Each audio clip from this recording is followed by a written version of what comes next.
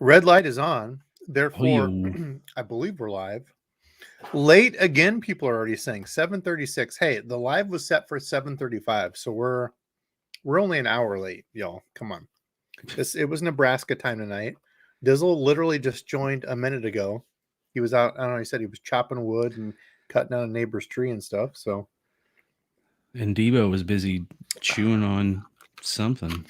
crushing some pasta salad. I don't know what the hell it is. My wife made little pasta salad stuff. Good stuff. Crushing But some num nums.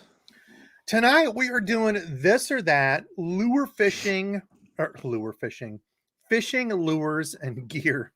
Yes, we do a lot of lure fishing here. Mm-hmm. Okay, so quick update today. I was out in the garage making some more of these Tamahawk craws from Do It. They sent me the mold. Really liking this one. If y'all that followed me and watched the members live last night, I showed off some of these. I did a couple cool. Oh, and I just spit pasta stuff. Sorry. Couple cool colors of some old plastisol colors that Nate and Rundle gave me over at the bait cave. Some of those, and some of them I got, I think, from like lure craft or some crap. I don't remember when I first got into it. Some weird colors I ran into. These are not them, but I was messing around with some of those that I found in the back of a box. Of course, I work with Do It, partnered up with them, and they are an Iowa company. Super proud to support them. Speaking of Skimpy, we need to get him on again. The sweet Mm-hmm. Skimpy hat. I reached out to 10 Horse Monty tonight to join us. Super late notice, like 30 minutes ago. And I was like, dude, I was just talking about you. Somebody else asked about 10 Horse Monty. I'm sure he's out fishing and stuff. And I'm like, hey, dude, super late notice, but if you're free, want to hop on? He didn't reply yet. I'm sure he's out fishing and stuff. But that's what we're doing tonight. This and that, fishing gear and talk. So to lead into it, Dizzle, I was messing around, and I think we talked about this on the members live. Actually, mom and dad just left. I tried to goat dad into staying on the live, and he wouldn't. I'm like, Pops, come on. He's like, I don't want to do that crap. We were actually looking through this old tackle box back here, which will be, I don't think I'm going to do a video on it. I think I'm going to reach out to Retro, see if we can get him on again and show that. But this is the St. Croix Bass X. Now, I think they came out with a new one. We'll have to go look here real quick. I've had this one not too long after it launched. I bought this in the spinning. Completely forgot I had the casting rod. It was packed away back in the corner. But the reel trigger is like flat here. Can y'all see that? It's flat, and I thought it was one of those real short ones like the Victory had, which I didn't like. Dad actually took my Victory one. He liked it. He likes the really small reel triggers, and I absolutely despise them. This one has like a flat one. This is a Tattoola 150 on it, and it's really comfortable. So I feel like a dummy for not fishing this one. I spooled this up. Oh, and the reason I was going to say, Dizzle, you'll be proud of me. War Eagle jig on there with one of the new Tomahawk craws from Do It. Probably, do a little bit of flipping and pitching that tomorrow. So that's one. This is just going to kind of push us into a little this, that, and the other. So tonight I want to focus on this or that's. That Bass X only lasted 2 years. Was that 2 years ago? Holy crap that I got that. Just cut the tags off today. That's embarrassing. Yeah. Anyway, yeah, I'm pretty sure they've got a new version, right? Turn your phone sideways. I'm not sure what you mean, man. I'm on a webcam, so is Dizzle. So maybe he's talking to somebody else. This one, I haven't even showed this one to anybody. Got this guy on sale a long time ago. This was the Xenon, 50% off, along with the Abu Garcia Pro Series rod. This is the Hank Cherry. This is going to be upside down, but I'm limited by what I can do here. Hank Cherry bladed jig rod. Thing feels absolutely insane in hand. Xenon is a small, lower profile reel. Feels amazing. So kind of our mid range, and then I'm thinking we'll do kind of a budget. I'll put together in the morning when I do this, but I'm going to do like a budget all the way up and kind of talk through it as I'm fishing through the day. So this is high end of it. Shimano Bantam. This is the new Bantam that I feel like an absolute dummy. Still haven't spooled it up. Still haven't used it. Need to get it out. and the Dobbins Ecstasy. So we're talking like higher end here. Now I'm really not a high end guy. Like it's not my thing. It's not really the lane I drive in.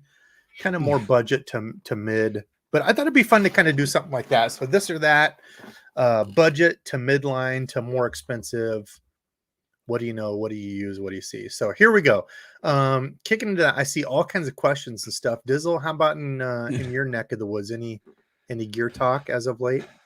No, not really. God, I've been needing to respool my jig rod and my rod I've been using for my Texas rigs. They're both just down there on the old line, and I haven't made the decision if I'm gonna put the Shimano DC onto my jigging rod and take the Corrado and put that onto the um onto the Texas rig rod or not. I just haven't pulled the trigger. The reason I haven't is because I have those the speed spool handle on my regular Corrado that's on my jig rod, and I love those.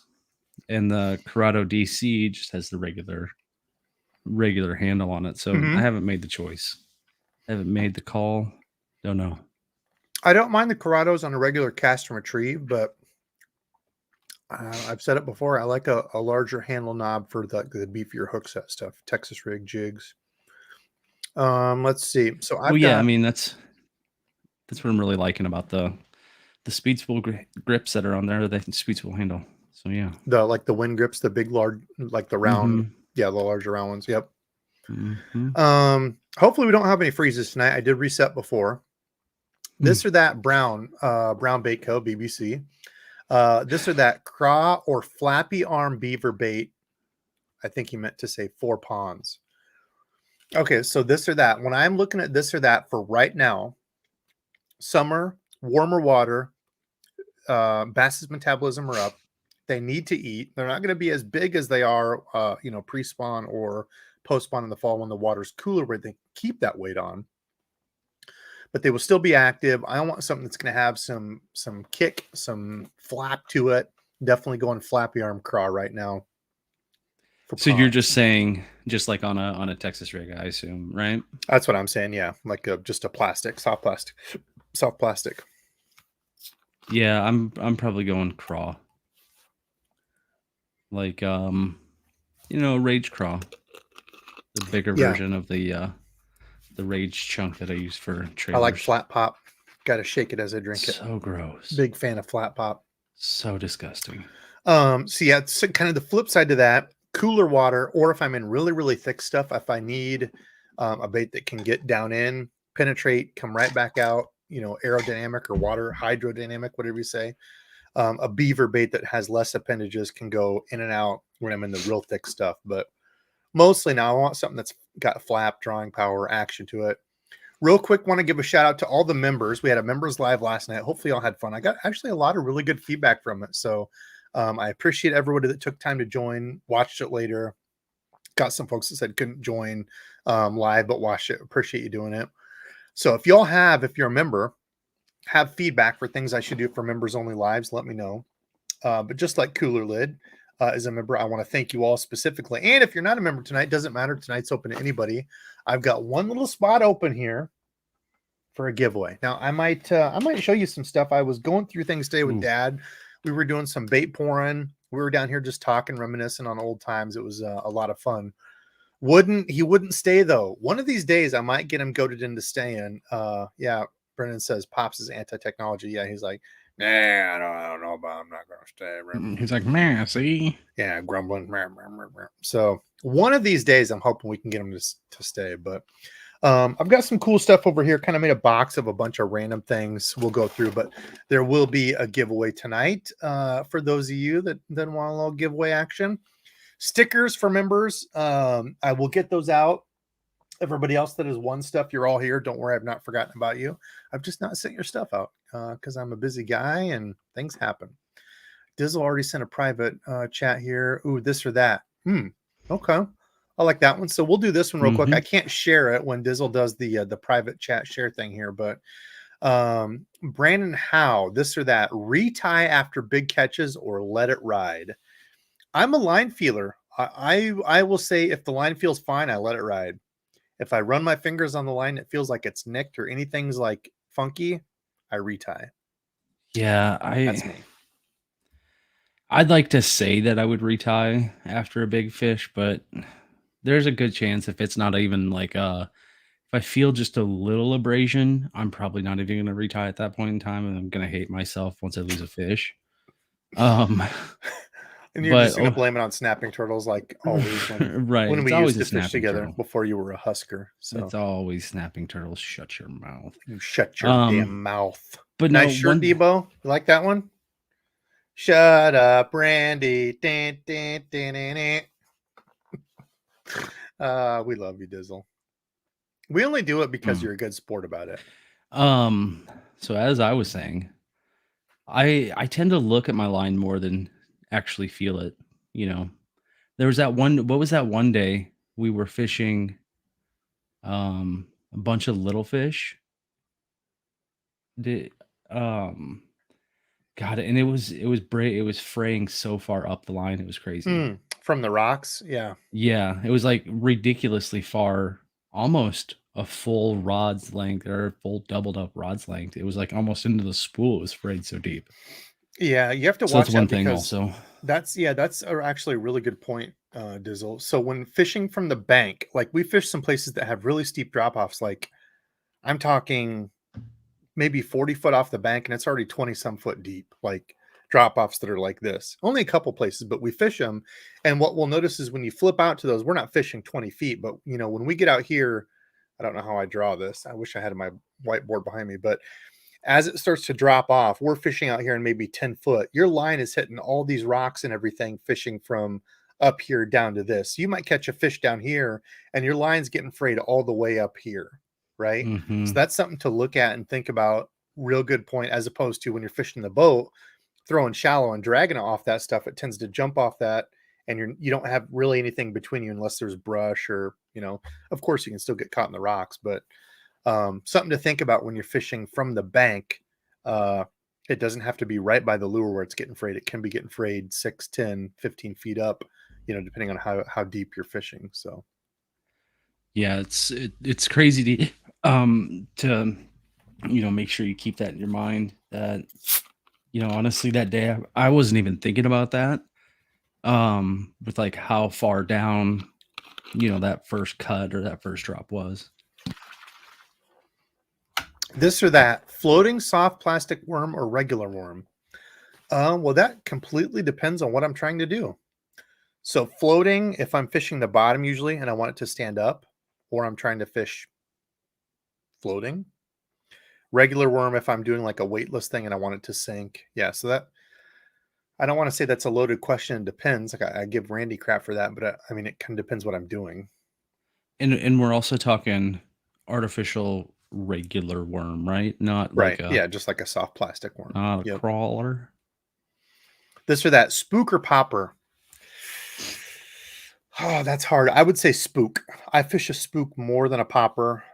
I throw a walking bait, walking grass lines around wood and stuff more than a popper for me. Yeah, I mean, I actually picked up a couple of poppers not too long ago, but I Which haven't. ones? Just some regular pop bars, Oh, some old schoolies, nothing crazy.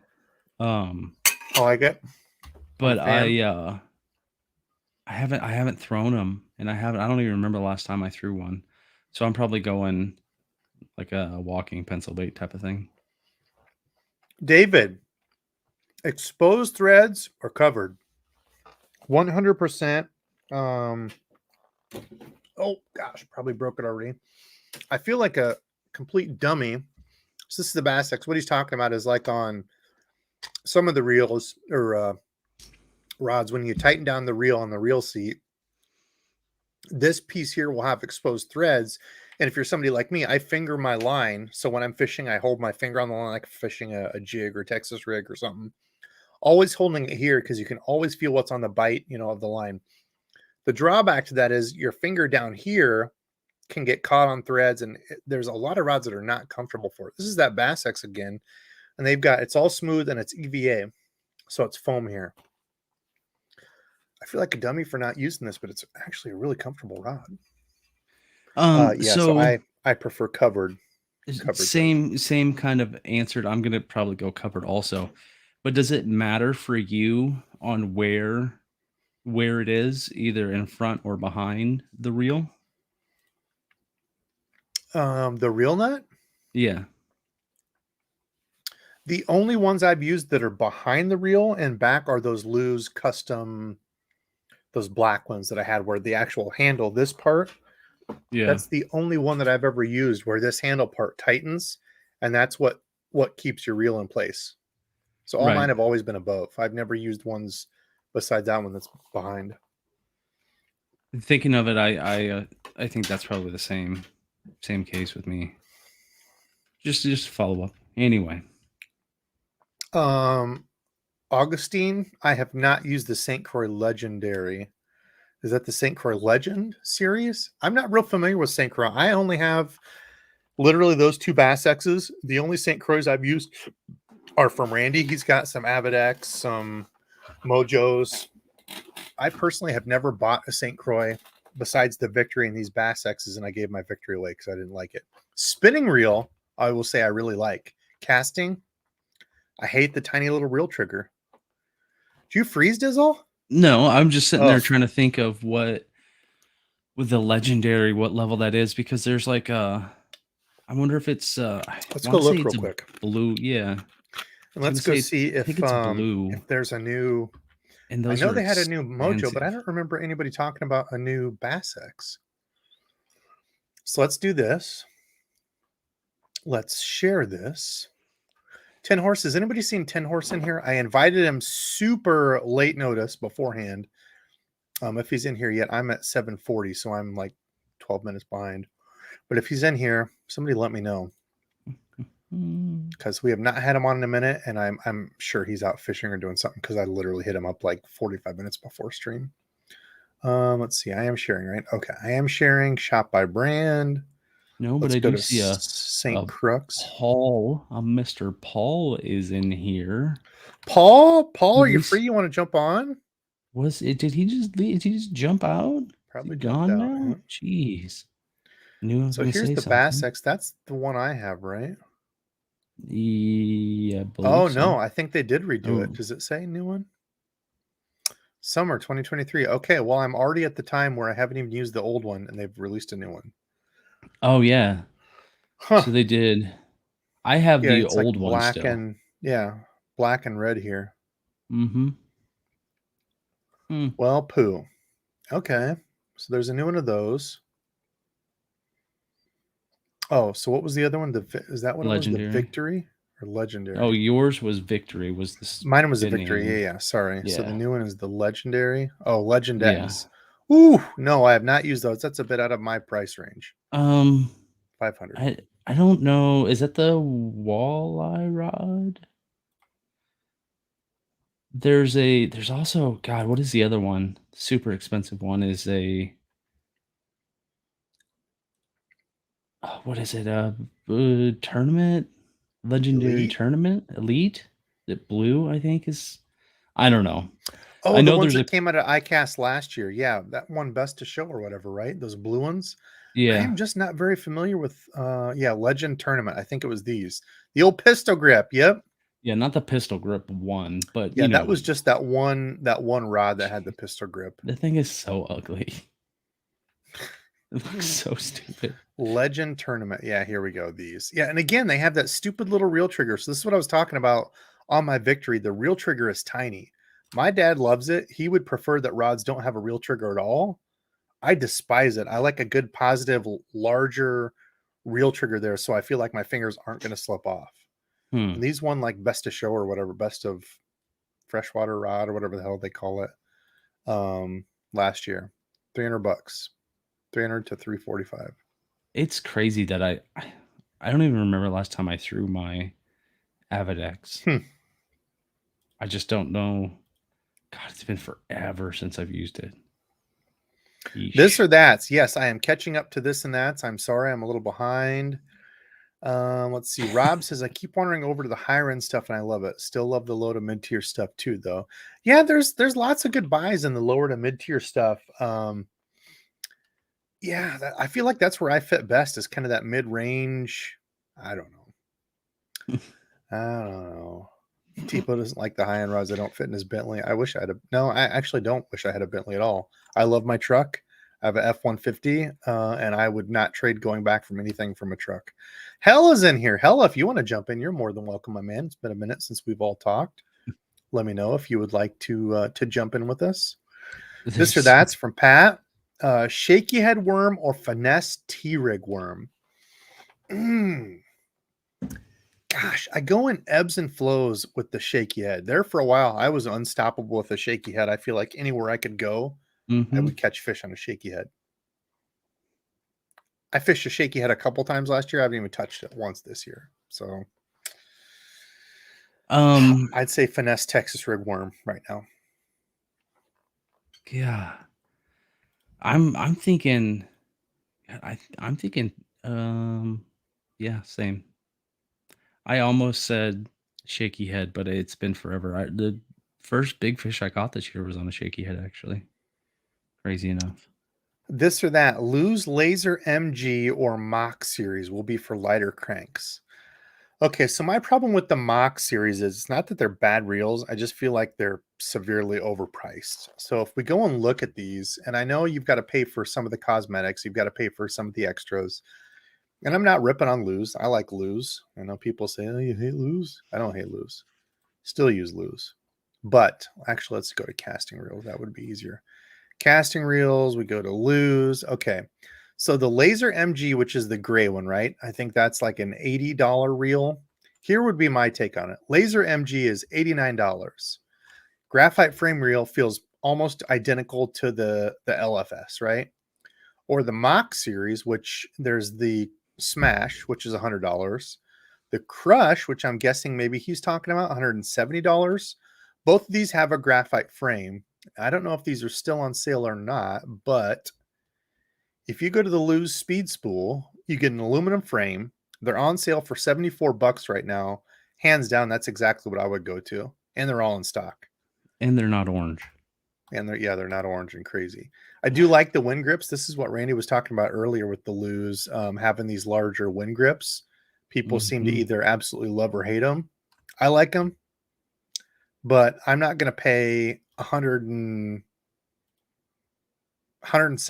for a graphite frame reel just because it's got wind grips and dual brakes.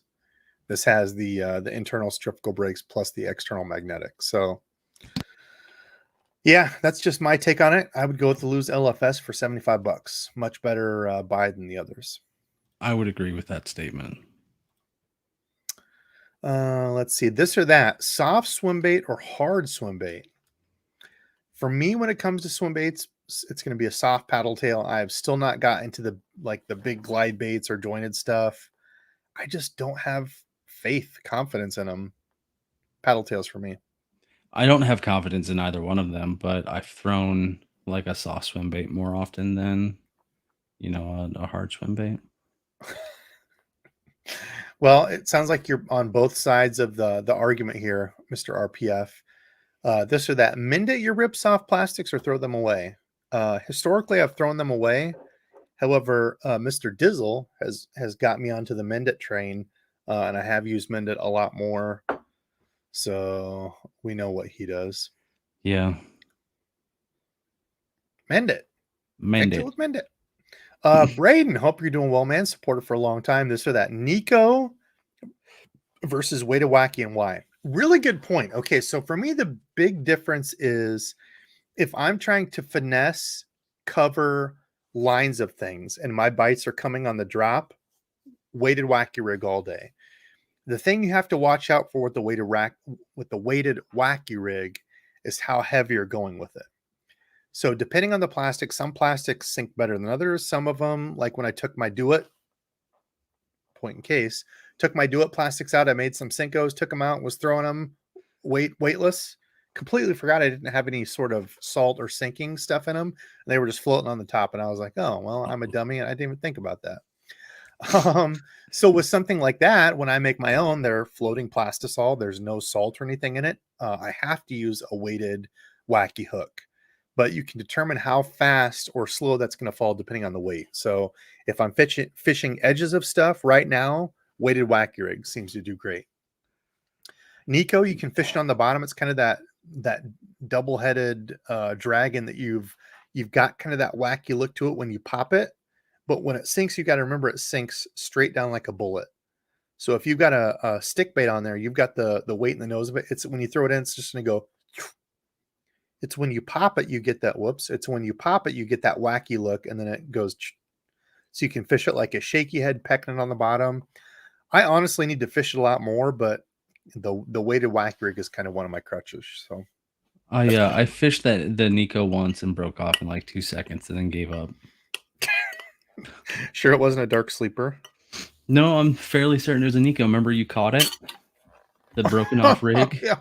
The blue braid. Yeah. Yep. Oh man. Hilarious. That was a fun day. Yeah. Let's see. We got that one. How about this one, Dizzle? You've used both of those. Mm-hmm. God, it's really a toss-up. I think I've probably caught more fish on a Chapo than a Whopper Plopper. Obviously they both sound differently.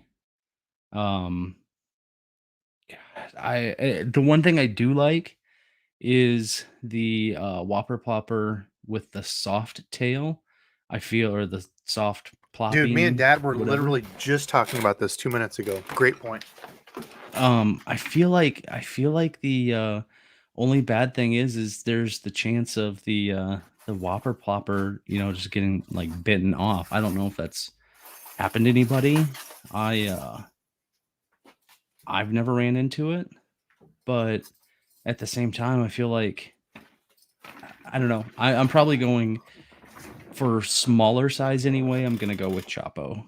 If I'm going with a bigger sized, I'm probably gonna go Whopper Ploppers. Weird as that sounds, but I know I got some bigger Chapos, but the Chapo, what is it, 90? I think I like that over the Whopper Plopper in the same size. 100. I think it's 100 for the Is it 100? So what Dizzle's talking about, Dad's not a Whopper Plopper guy. He's like, I'd like to try some of those. Never thrown them. He's always thrown a buzzbait. This is a Whopper Plopper, soft tail, right? When I first reviewed the Chapos, I said, my main concern is, what about that tail? Why is it a soft plastic? Could that break? This hit a rock, and look at this. Crack there, almost broke all the way through it. Still on somehow. But I will say that's the Chapo. Yep. It's got a hard plastic tail, so this doesn't bend. It's hard. Mm-hmm. That's hard plastic there. It does have a definite pitch difference, though, from having that hard tail. But funny enough, Dad and I were just talking through that, and this has actually been a really good one. This is a 130 size. I think the 130, right, Chapo? 120. I'm sorry. 120 size in the Chapo versus the 110 in the Whopper Plopper. So you can kind of see the my size main difference concern, have you had any instances where the Whopper Plopper, their plopping tail, whatever you want to call it, breaks off? On a Whopper Plopper? Yeah, or like gets bitten off, or I've never had that happen ever. Broken in any way, shape, or form. You're talking about this? This is broke on you? No, I'm asking. That was my concern at one point in time, that those might, with all the pike we used to run into, that those might get bit off. Yeah, but it's a very thick, like, it's not a soft plastic. It's like I don't even know what I would equate it to. No, I haven't. I don't know that that's really a concern. I don't know. It's really tough. So maybe chat will let us know. I never have. That's never been a concern for me. But yeah, with the Chapo being that hard, it's stuck. Being that hard plastic, that was one thing I said when they very first came out. And funny enough, not too long after that, you can see there where it cracked through. I hit a rock and almost broke that tail completely off. But yeah, both good baits. I like them both. Both silly sharp hooks. Yeah, yep. Very good hooks. Favorite braided line, Jason. Gosh, I would say if I were to go to the store right now and I would have to do like 3 reels, I would probably say Daiwa J braid. I think it's probably the best budget braid out there. That's my take. Bang But for the buck. that wasn't the question. My favorite braided. Oh, that's how I'm interpreting it. If I would just say favorite What's your braided favorite line, braided line? God, that's tough. I don't know. What's yours? Oh, I already know yours. The 830, was it 832? The The suffix? suffix? Yeah. Really? Over Power Pro? I've so I have both tied on to two different reels. I've really started to like the 832. Okay. I'm not saying that It's I would definitely up take there. it. I wouldn't. I'm probably not going to take it over Power Pro, but so Power Pro is my favorite. So I'm glad we just talked to you in a circle there, Dizzle. Let's see. Yeah, if a school's fired up, so this is I'm obviously behind. If a school's fired up, yeah, skip the retie. Yeah, get in there ASAP. Keep catching them. Let's see. Oh, around home we blame the snakeheads. I would love to get on an awesome snakehead frog bite. That's definitely up there for me. there's snakehead, and what's the other one that's almost just like it? Bowfin, Okay. dogfish, One of them is native, the other isn't. dogfish, bowfin. Yep. Yeah, snakeheads Gotcha. are not native. Julie says, I have a t-shirt that says shut up and fish. Shut up, Brandy. Let's see. Saw interesting here. People talking about knots and stuff. Let's see. Reties. Can't stay. Messing around in Canada. Oh, Wow, yeah. Paul. Holy crap. Cool. Have fun, man. Appreciate you hopping on to say hey up in the Canadian woods. Let's see. People saying have fun to Paul. Mend it talk. Question. Okay, here we go. Ooh. SD. After landing a fish on a hard hook set, do you cast shorter than your last cast and pull line out? Oh, to the unburied braid or make it. Yeah. So whether it's braid or fluorocarbon, yeah, sometimes the line will dig in. So what he's saying is when you cast out the next time, it'll hit that spot where you were dug in. It'll be like boink and bounce back to you because it stops. I usually forget about it by the time I go to cast, and then it does that and goes doink and bounces back at me because I forgot that it would have dug in. Same. If I remember it, yeah, I'll cast short to get to that spot, like, just real close to the bank, pull it out. I am and then literally recast, 99% of the time I'm forgetting about it and just casting, and it comes flying back at me. Yes, same. The old bass hole in New Hampshire, this or that. Kayak fishing or John boat fishing? Okay. So I talked about this on my members only live last night. Tons of cool like kayak stuff. There's innovations, there's trolling motors on them. There's the one that Burley, speaking of Paul, Burley and Paul showed on their video, I don't know which freaking company it is, Outback Kayaks or some crap, that has the e-pedal, right? So you can set the different settings to 1 through 5, where it's an assist, right? So it's got the pedals. You can pedal like normal, but you can do the assist. So it's like a self-propelled lawnmower where you're still walking behind it, but it's doing all the work into like 5 different modes, 1 through 4. And then I think 5 is like just full trolling mode. You don't even have to pedal, stuff like that, which I think is, a cool innovation. But for me, the way I have it right now, I personally can't justify getting a kayak because I have an 11-foot John boat. It's essentially just a kayak. I mean, there's people out there fishing with kayaks that are bigger than my John boat. I can lay all my rods down next to me. I don't have to have them up and worry about storage and stuff. I've got a trolling motor on it. For me, it's John boat all day long. I would personally like to get like a 14-foot extra wide, deck it out. Me and Dizzle could go fishing on that. It's not too big. It's flat bottom. We could still get into any of the small lakes around here. So that's me, John boat. I mean, I would probably say John boat too, but some of those yaks, Gramps just said, what is it, the Old Town? Is it the Old Town that he uses? I don't know which his one. His is ridiculous, man. Like some of these like the Cadillac. Top tier kayaks are just Gramps. If you want to join ridiculous. too, hit me up a note. Did anybody say anything about joining? I didn't see. Oh, somebody did.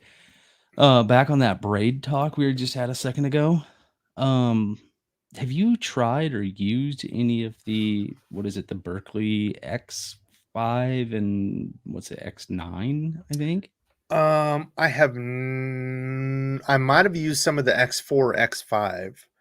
The Berkeley fluorocarbon, I forget what it was. It was like the budget stuff, sucked. I wouldn't recommend it to anybody.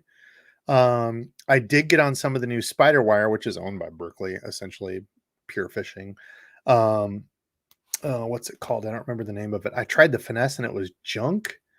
No, I won't say that. I wouldn't say it was junk. Super strong, zero issues with it, but it was so rough. Yeah, I hated it. The larger stuff, I'm actually using 50 pound for frogging this year, which is the same stuff through Really? spider wire, just to test it out because it's so strong. Yeah, the Dura braid, they say it's like 30% or 25%. Yeah, 25% stronger by the way and I've got the green, not the yellow. So I tried the 15 pound or 10 pound, I forget whichever one it comes in. Why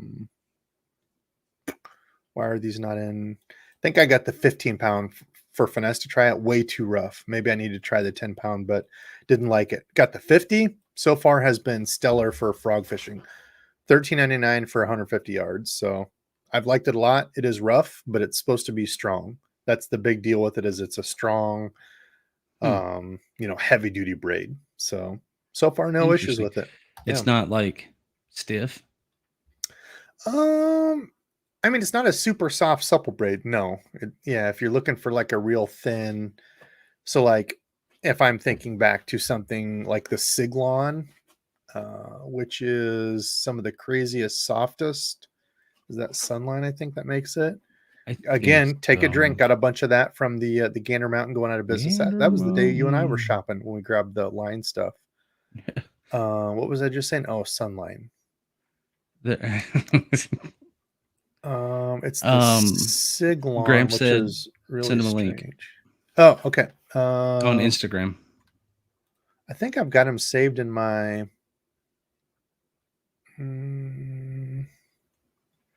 But yeah, I mean, I remember seeing the Berkeleys, and just I don't know as if I've sent or tried them, or I don't think I've tried them. I'm 99% sure I haven't. Gramps, I'm going to email it to you. Hopefully that's the same one that you use. This might be going out to somebody else. If it's somebody else, hop in. I mean, hey, we'll have a party. It said fishing with Gramps, so hopefully you still have that email up.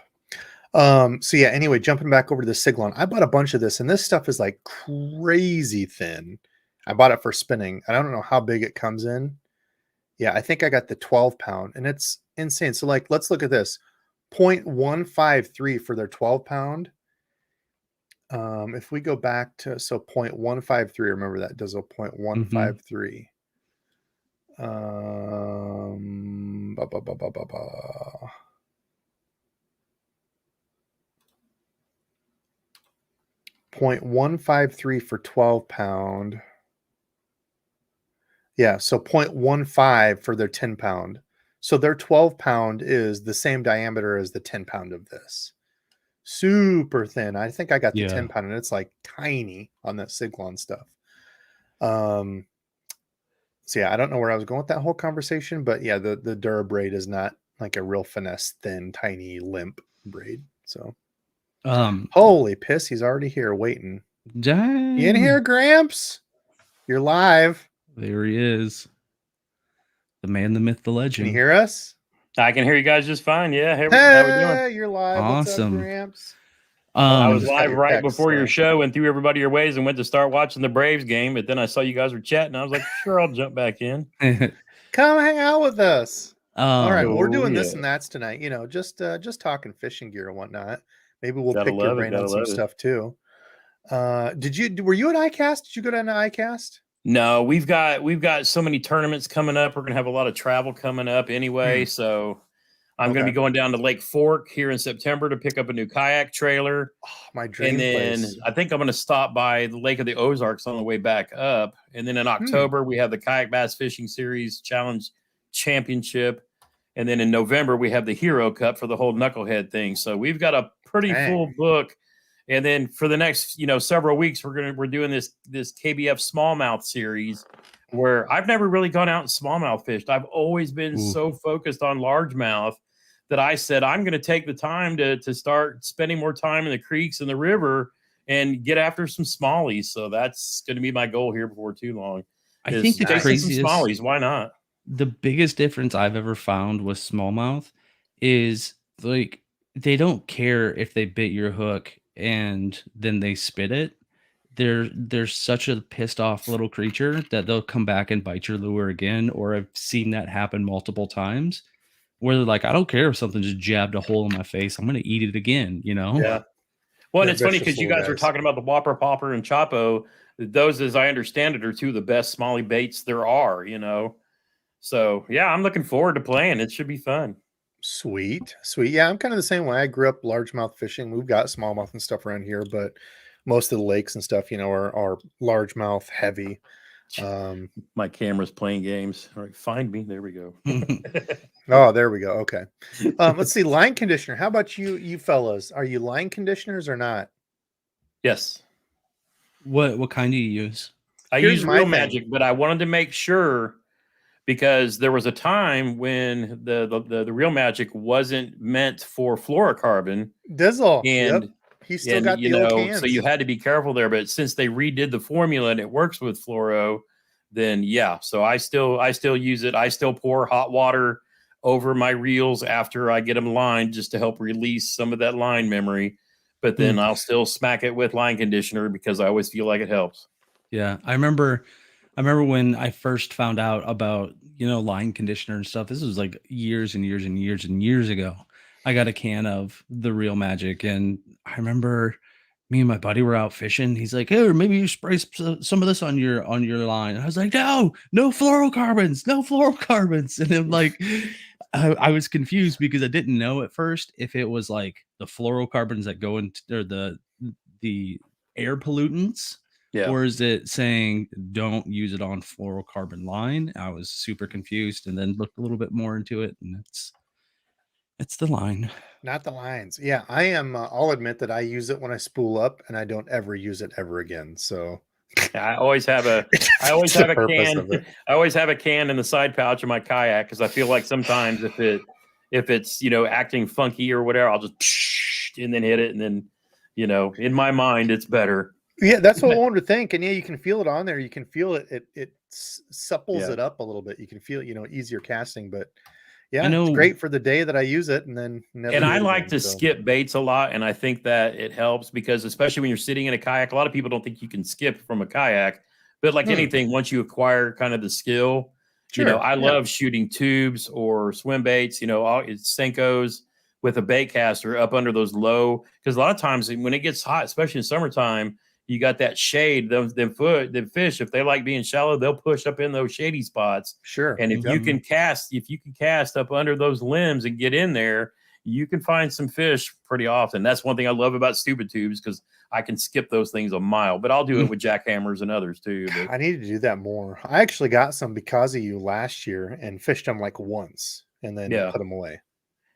It's there's a time and place. I mean, it's so funny how it's an old method that's been around for a long time, but it's like it makes its resurgence every now and then. Well, tubes, just regular tubes like that hasn't died out here on the rivers and stuff. Like if you're a river guy, you've got a tube on. But I never knew about stupid tubes until I think it was you and somebody else was talking about it on a live or something, or it was probably Hellabass. I know he used. Yeah, you and Hella, I think is what it was. I'm like, dude, I've never seen those. I've always fished an open hook. Where you wet the tube and then just stick it in. It's like a Ned rig. I think it was you and Hella talking about those. But I'd never thrown one. Never thrown it like that anyway. Do you ever use like I want to say that on my old school can of Real Magic, it also says that it's can be used on like skirts and stuff like that. Have you ever that makes sense. Have you ever tried to spray it on a skirt before? I guess I've never really thought about it because for me, the action of a skirt, like on a chatterbait or spinnerbait, it's when I'm popping the lure. Because a lot of times, my brother always, gets on to me about how I fish a chatterbait because, I always just say, hey, I cast it out and throw it. But when I started paying attention and watching my videos, there's a lot of times where I'll cast it out and then I'll give it some pops while I'm reeling it in. And what that does is it causes the skirts to flare, but it also makes the chatterbait hunt as well. So, it's one of those things where I never even thought about putting it on skirts, but if it helps it flare out some, that's what it's got to be. So I was thinking like a finesse jig, it'd probably be good for something like that. If you've got a skirt that's sticking or something. Well, what I was going to say down there on the bottom allows it to kind of, flare you out know on the how bottom. the 6 Sense swim jigs come with like the skirt rubber banded to the shank of the Yeah. hook? Oh, Yep. I've had lures, not necessarily those, but the Berkeley similar. power bait ones too would probably be a good one. Those new They, jigs that they infused with yeah. the power bait, they're kind of stiff. So Get what'll them to not happen stick. sometimes is they'll almost like infuse a couple of the strands of the skirt together. Yeah. You can try to pull them apart and then risk ripping them, but I know that helps out quite a bit there. Because they're trying to pack them in, like the Berkeley ones, they're in like your favorite clamshell. Right. And then a lot of the jig makers, they're trying to put them as small and pressed in the plastic as they can get, because they want as many in a box as they can get going to the store shelves. So, I mean, I could see where that would make some sense to kind of help that skirt kind of come alive. Yeah. Just an idea, thought. Maybe give it a shot. Good point. Very good point. John, lose, Daiwa, or Shimano? You can only use one forever. Which one are you picking up? I'm a closet / not so I have all closet three Daiwa of them guy, right there. So I've got all three too, yeah, but I tend to shift to Daiwa. Like this 150 is a perfect example of a reel that can do anything. Like I think I'm the odd man out on this right here with the three of us.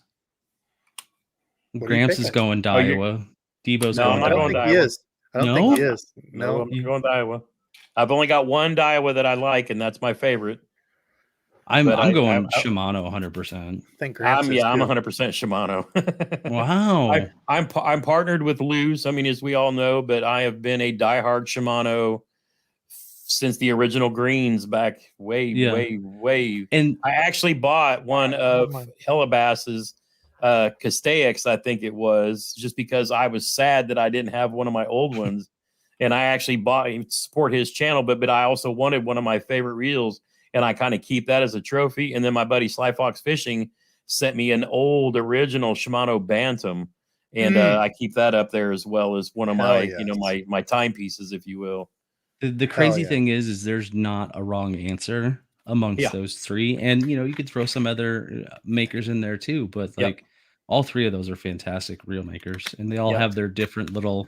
I completely agree. Yeah, for me, it's completely based on what I'm using it for. I love the Luz Pro SP for skipping and jig rods. I've got the new shallow spool custom light that they came out with, and I actually skipped. That's my stupid tube, and so they're specific. But I love Corrados across the board for. And I told Debo, he may have heard me talk about it, but there's actually been a reel that has taken the spot of my favorite Daiwa Zillion for throwing my Chatterbaits, and that's the new SLX XT. That's fine. Just send me that DC. Zillion. I would tell you 100% the other reels are much better than that Zillion. I've heard they've been actually blowing up in people's hands. So if people have like Zillions, small explosions, not even small just explosions, send those to me in my PO box. I will make sure to protect you.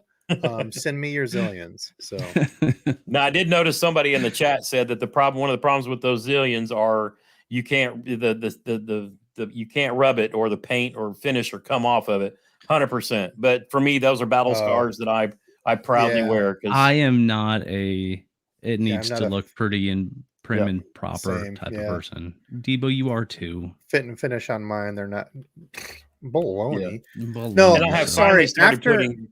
After learning that leaving them in your truck bed scars them up crazy, I don't put them in there anymore. However, I had to get the rods or the covers, the real covers. The same thing. Dizzle's like, okay, go to the next spot. Throws them in the back. He's like, oh man, my reel's all janked up. Huh? What happened here? Well, you happens to me all the time. 17 layers of gravel dust. All of them. This or that. Okay, some boys. Earl in there to get it clean so you can cast it again. This or that, Chatterbait or Spinnerbait? I think we know how two of us are going to pick. Dizzle, I think, is probably going to be the odd man out of. I'm not sure what he's going to say. We know what Gramps is going to say. We know what I'm going to say. I mean, I'm probably going Chatterbait on this. Just because for some reason I haven't been throwing a spinnerbait hardly at all. So we probably all started with the spinnerbait growing up. What was your favorite one when you were growing up? Man's spinnerbait. I don't remember what the model was, but it was the closed line tie Hank Parker throwing man spinnerbait. There you go. I don't have an answer actually for got- that hold on. because it was a local bait shop that they made their owns. Oh, okay. Their owns. They made their own spinnerbaits, and I found them, and they were like not like a micro spinnerbait that you'd use for like crappie or something like that. They were an in between, but they were small. And at the time, I was doing a ton of like pond fishing, like smaller pond fish, and they were just dynamite. Amazing spinnerbaits. I was that Terminator dude. Yeah. Love the Terminator spinnerbaits. This is when I put a newer skirt on it. But these are the old mans. You could always tell by the eyes. Oh And yeah. I've lost so many of these, but the eyes and then the line tie. So they closed their line tie. So it's different than like the R-bend. I'm sure there's other companies that do it now, but back in the day, man, Hank Parker throwing the man spinnerbaits. This is another. What was this one? This was when I beat the hell out of. Oh, this was an old Strike King. Talk about another one that I beat the tar out of. Was that one of those that have the elongated skirt that hides the stinger hook? Nope, no, it was actually just a stinger hook on the back of it. This one, I don't know what this one is. I had quite a few of these. Somebody might know. Does the blade say? I had quite a few of these back in the day. It had like a diamond eye. But this is what I was talking about with, like, you know, most spinnerbaits, they have this R bend and it's open, so your line can slip down. And now, what I will say is, I think the spinnerbait is making a comeback because I think so many of these fish have seen chatterbaits and jackhammers and thunder crickets, you know, so much that the spinnerbait hasn't been thrown a bunch. But when I had to catch a fish to make the top 100 at the national championship last year, it was a spinnerbait that I put in my hand just out of old instinct and caught the fish I needed with 2 minutes to go. I don't know how many times I've been out fishing recently and just been like, why the hell am I not throwing a spinnerbait on? And for whatever reason, I just don't do it, and I end up kicking myself because for whatever reason, I don't know. They still catch fish. And Monster Bass just released some new ones, so we'll have something else to play with. A new spinnerbait? Really? Yep. I didn't know that. Yep, coming. It's hit the website yesterday, actually. Huh. I had no idea. Good looking spinnerbaits too. I got to give him credit. Rick did a good job on these. No clue about that. Matthew said, "What's up to all of us?" Matthew always supporting all of us. I appreciate you, man. What's up, dude? Bass, dude, I'm so far behind. 7:53. I'm almost 30 minutes behind. Cow. Holy crap! Yeah. This is the only bad part about this, and that's is we can't just say this, and this, and then go on. It's like, oh, then we get into side tangents. Yeah. Frog topped with gravy, Wes says. I like both frog fishing and biscuits and gravy, so yes. Josh agreed with me. I don't like the Victory. Gramps, are you a big St. Croix guy or no?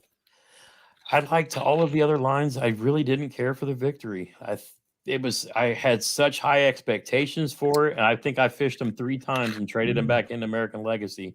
For me, they just didn't balance well. They had everything on paper that I thought I would like, but I like the Mojos. I like the next ones up, but the Victory for me was it was less than what I'd hoped for. It really was. It was kind of surprising.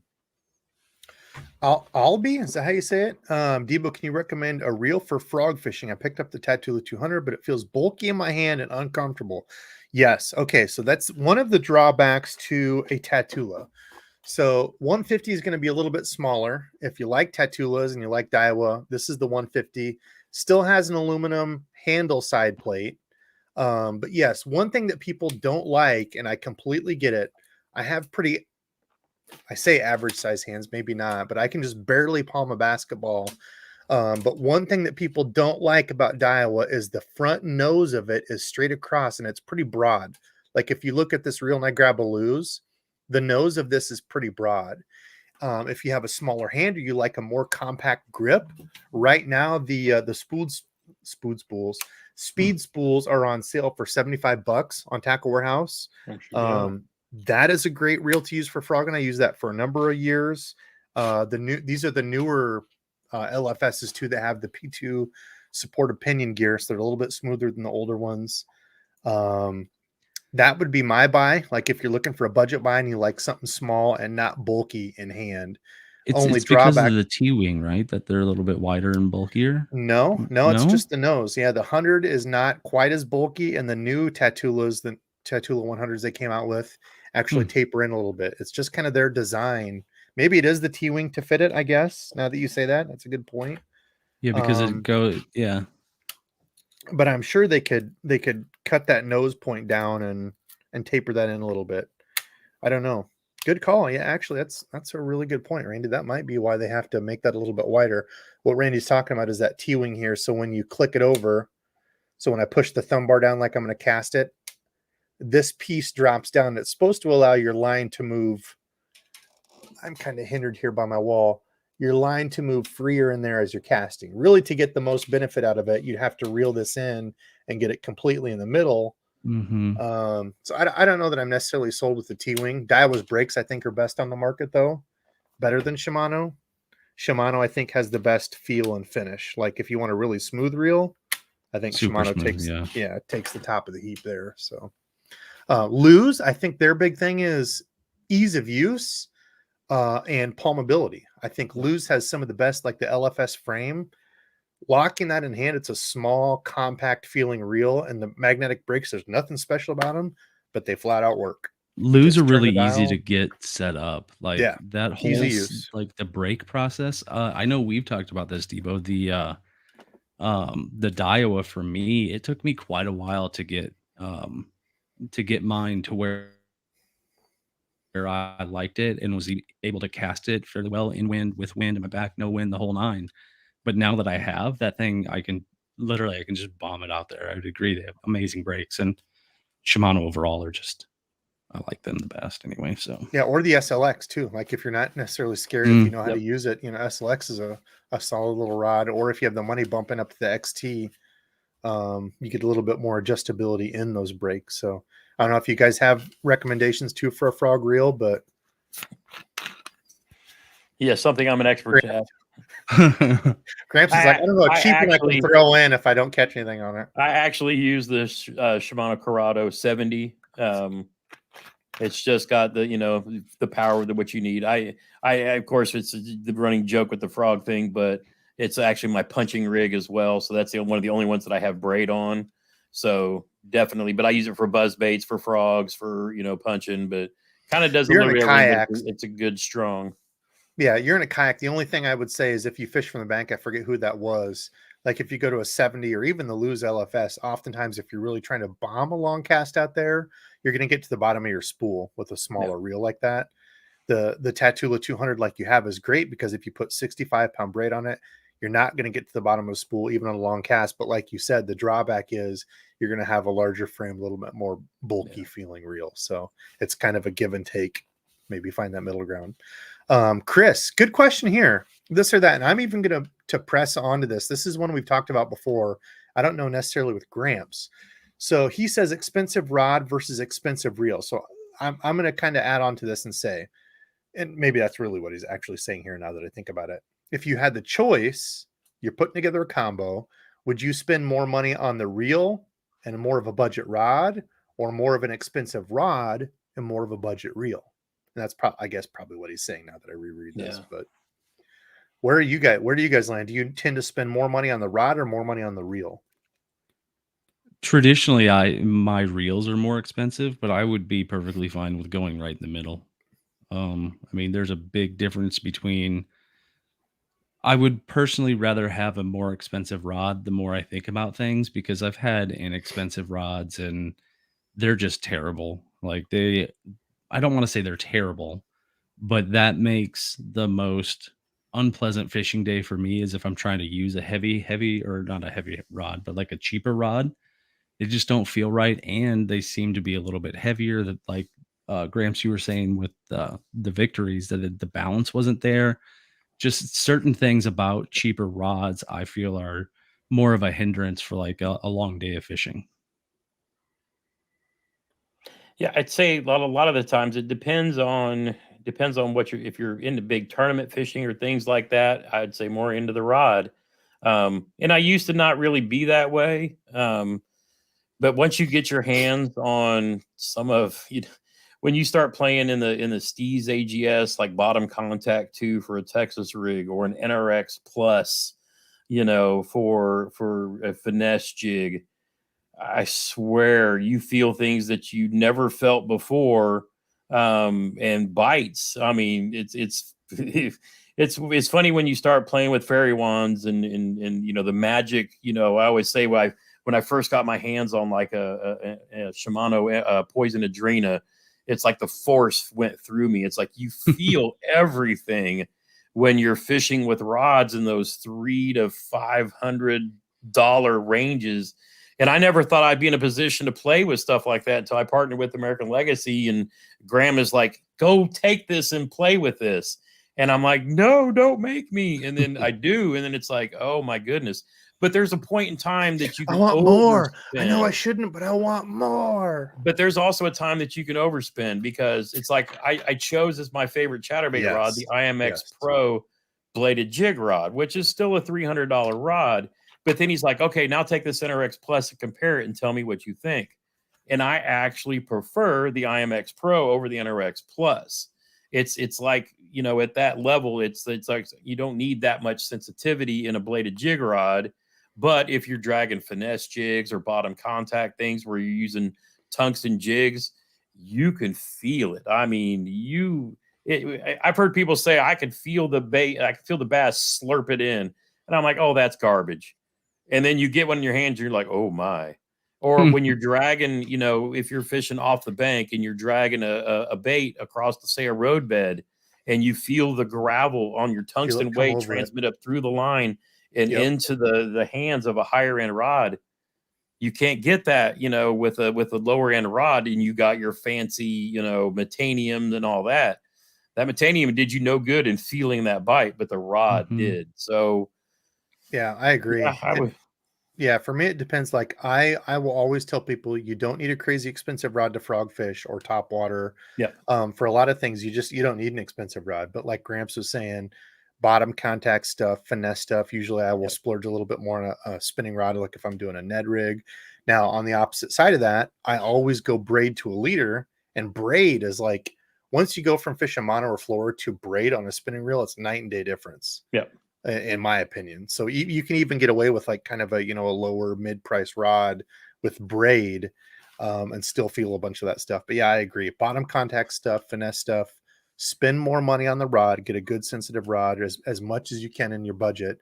But for like top and water, there's good rods at every price point. Like the Dobbins Caden is very sensitive and very high quality. Where if you just need a frog rod like the Dobbins Fury 735, that thing will catch 1 million frogfish and do everything that you want to do. It's not a broomstick, and it's probably one of their most popular Fury, you know, rods out there. But it'll do everything that you want for a good price too. Oh, and cheap plug right now, American Legacy, and DEBO'S going to hate me because he's getting ready to bust out some money. They have their biggest inventory of used stuff. Dude, I saw that. I almost reposted on my page. I'm gonna have to now. I didn't actually. It was when me and Dad were down here going through stuff. So this will be a fun one. I'm gonna have to see if I can get retro on again, because my aunt dropped it. My wife's aunt dropped this off. It was her dad's, and it's all stuff from like the mid '90s. The top of it was full of stuff, and there's a flyer in there from Bass Pro Shop.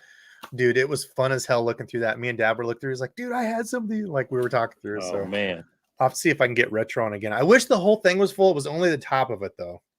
The drawers and the front of it were not full of anything, so I was a little let down. But still fun. There's some goodies in there, some old man stuff and some other ones. But oh man, okay, let's see. So we're in an hour already. I can't believe we're already in an hour. We're gonna get a giveaway going here. I'm gonna do a couple more of this and that. So we're gonna do a giveaway. As I'm getting the giveaway rolling and we go through some of these, I'll box up some of this stuff and put it in a bag. That way you can see if you want to enter or not. And again, reminder, anybody that's won before, I've got you all saved. All my stickers and everybody else, you're all here. Don't worry. I just need to get my button gear and get everything packed up. So let's see. Somebody asked, I don't know where it went. Somebody was asking, I forget what it was, jitterbug or something else. What was, I saw that one too. Jitterbug, was it jitterbug or walking bait? And for me, that's really kind of two whole different deals. Like jitterbug is like a buzzbaity top sound. Like when I want, like for me, the best luck I ever had fishing jitterbugs was always like right at night, sun's going down, into the night, especially on the ponds. Like you can't see, you're casting it out. I suppose you could use a buzz bait too. You know, a lot of guys do that, or a big like Colorado spinnerbait, something that has a lot of thump where the fish can feel it. But growing up, one of my buddies, his grandpa had a number of ponds. We'd camp out there in the tent, throwing jitterbugs, all black jitterbug or like the leopard frog jitterbug. So damn fun. But most of the time for me, it's just going to be a walking bait. I find way more ways to use those and fish it than a jitterbug. I haven't even thrown a jitterbug in I don't know how long. When you throw that, do you constantly sing that song in your head too? Jitterbug. And that's what your cadence is while you're retrieving it? Oh, then I get dancing and it just messes it all up. So real quick before you move forward, or Gramps, sorry to cut you off. Mike Vogel, for the members that showed up last night, to members only, said Mike Vogel said, I'm only here for a gazebo update. Oh my God. So I didn't tell you all, I'm not even going to go into it, but I almost drop kick DDT, choked out the guy at the frickin' Menards thing. I think I told the second half of it. I think that was all after I got all of it. Anyway, I don't know why Menards gate people have to be such jerks for their lumberyard area. Yeah, so not everybody has Menards. Gramps, do you have Menards over in your area? Yeah, there's one not too far. We have a Lowe's that's more local. Is it always some deadbeat prick that watches the gate before you go in to get the lumber? Well, I mean, guys, think about how much lumber's worth more than ammo these days. I mean, you're right. I get it. But the thing is, it's like, I'm not even going to get into it. Yeah. Every time I go, man. Okay. We'll go. Oh, holy crap. There's some good stuff that, okay, Brandon, this or that retail. Okay. So we got that one. Little Rich. Yep. Oh, Little Rich, 6 months. Member. Thank you, Little Rich. Spinnerbait with or without a plastic. Oh, I missed that one. With or without a plastic for me. Gosh.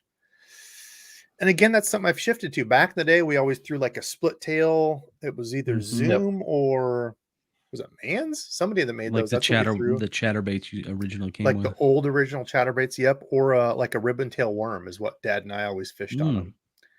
Now I tend to fish spinnerbaits most of the time without anything on it. If I do, it's going to be a straight tail with no action, but most of the time naked. And like Dizzle was saying, I don't know if I have any. Where's my box? Now they have ones like the KVD, like the KVD Strike King ones that have a 2-layer skirt, which is actually my favorite out of all of them. Yeah, that's what I like. Or War Eagle, yeah. So this is a good example here, the War Eagle. So this one, it's got a 2-layer skirt. So you've got your normal umbrella side. So when you pulse it, like Gramps was saying, you pop your rod. This piece is going to pulse, but you've got a piece back here that looks like a trailer, moves with it. There's no action to it to interrupt it. This is just a your regular War Eagle. You can see there the I really like those. So yeah, I like not having the extra weight on there anymore. Now like Mega Bass, they have them like that where it's got like extra little. It looks almost like little leather coming down, but I like the twin length of the skirt just because you have that bulk, but it's not an extra hindrance to get to the hook. But it's funny I say that knowing that Big Bite Baits just came out with like their twin tail kind of thing, and that's those actually work really well on regular spinnerbaits. It's like just the kamikaze head, right? And the kamikaze swim on head, but it's got the I got some of those. I need to find them because that's exactly what I thought too. Was old school spinnerbait trailer. Like Gramps said, I like to do that fishing from the bank if I want to add a little bit of bulk to it and like dirtier water. I feel like that the plastic kind of gives them something to target in on. Or if you're fishing from the bank, sometimes if it's a little windy, throwing like a little 3/8 ounce spinnerbait can kind of get caught in the wind. Adding a soft plastic to it will give it more weight, like Gramps was saying, instead of wanting the weight. Sometimes from the bank, you'll want that. So it kind of gives you that extra weight added onto it. Or you could bump it to a 1/2 ounce, which is what I've been doing more, honestly, and fishing it naked with nothing on it. So that would probably be the last thing that I'd ever do is not have anything. What? As far as a spinner, like not have anything on the back of a spinnerbait. I should.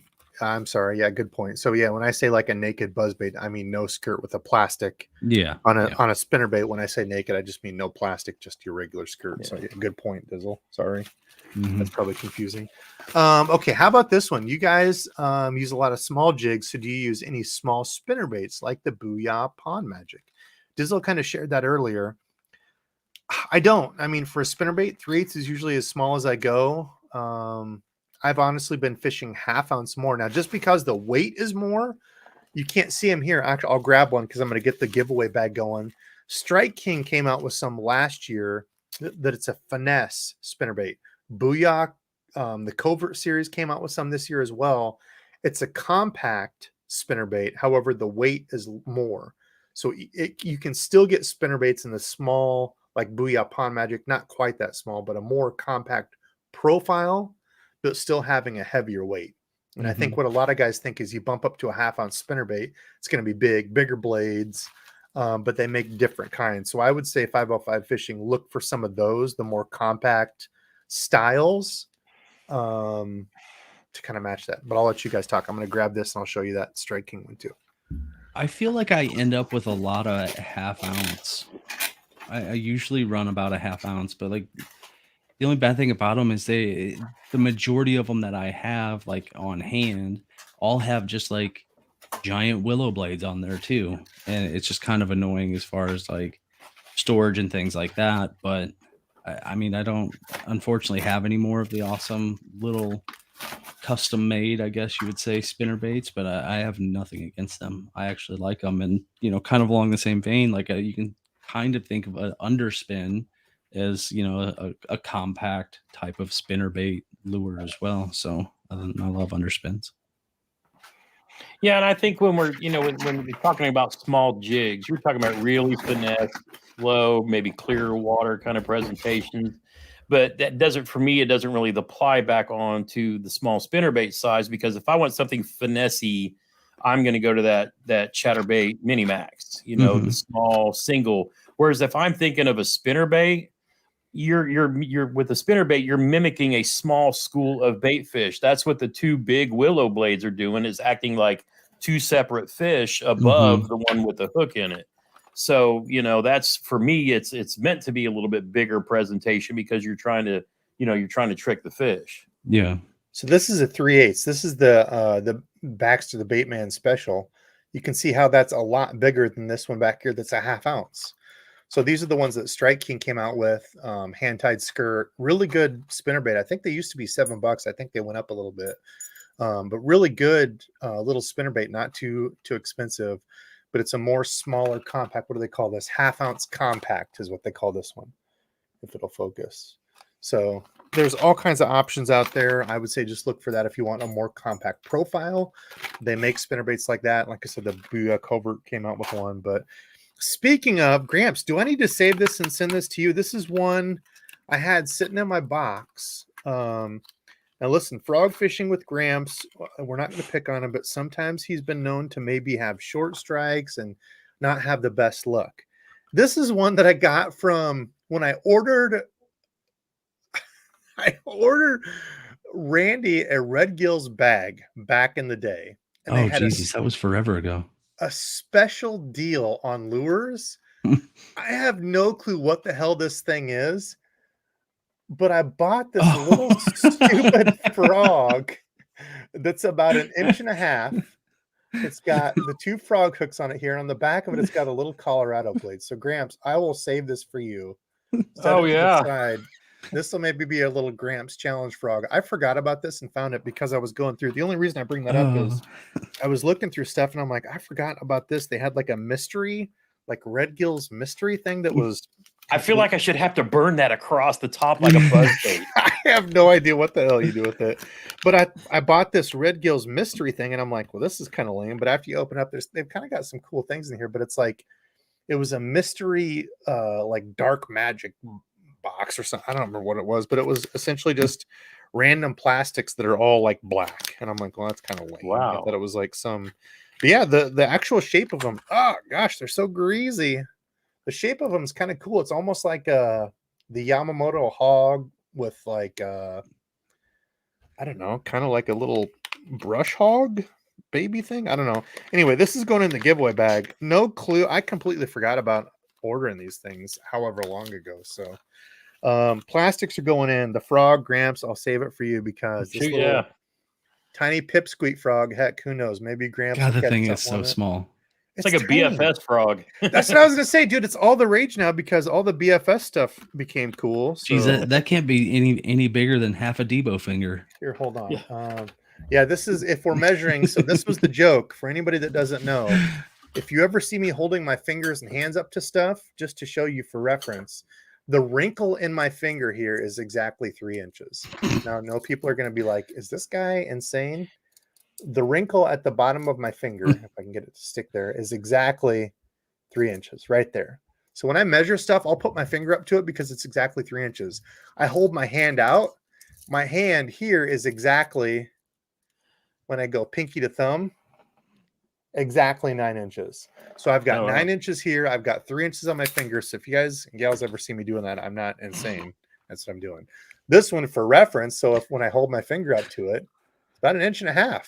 Little tiny BFS frog. So there we go. Fun trip down strange Debo lane, I suppose. How to keep Debo from getting demonetized. Yeah. And see, you know, when I'm talking to my wife, I'm like, honey, I'm telling you, this is average. What? Oh, you're telling her that you know the difference between 3 inches and 9 inches. Is that what you're saying? Yeah, I'm like, honey, look, I can measure it and I can prove it to you. Wait, what? Hold on. Gramps is gonna make me do on it. So anyway, we got a giveaway tonight. Okay, in the bag, I've got a bunch of random stuff in here. The random Red Gills bag of plastics I forgot about. Oh, actually, here. So this was part of the Dizzle stuff that I had. I had split up some of them. Some of them I had moved. What do they call this? I actually like this. Oh, Flappin' Hog is what it's called. So this is the one I was going to compare it to.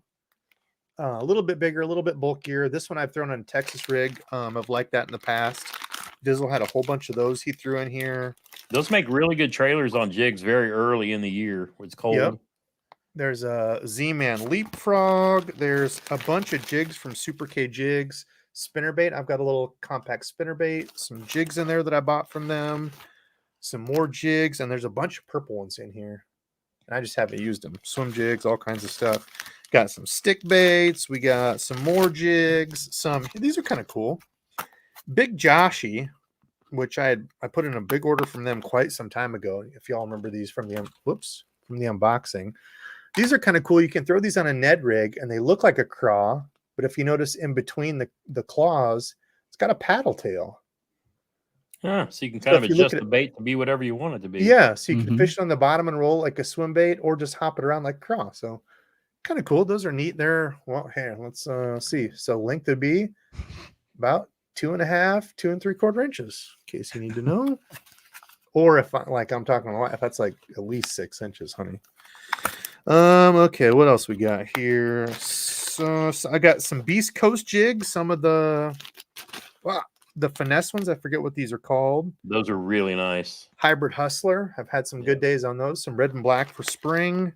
The tungsten in those really transfers the signal well. Whatever the hell these were big back in the day. I fished them and didn't really like them. The Yodo worm. Supposed to be for like, I know where those are from. Chatterbaits. Yeah. What is it? Catchco or Mystery Tackle Box or whatever. Whoever, Carl's or whatever that sells them. One of the brands that they have. Yeah. So there we go. Whole bunch of stuff in here. A number of things. Should be a pretty good bag for somebody. So I'll get that going here. Then we'll get into some more of this and that. I'm like Gramps, I think we saw the comment at the same time.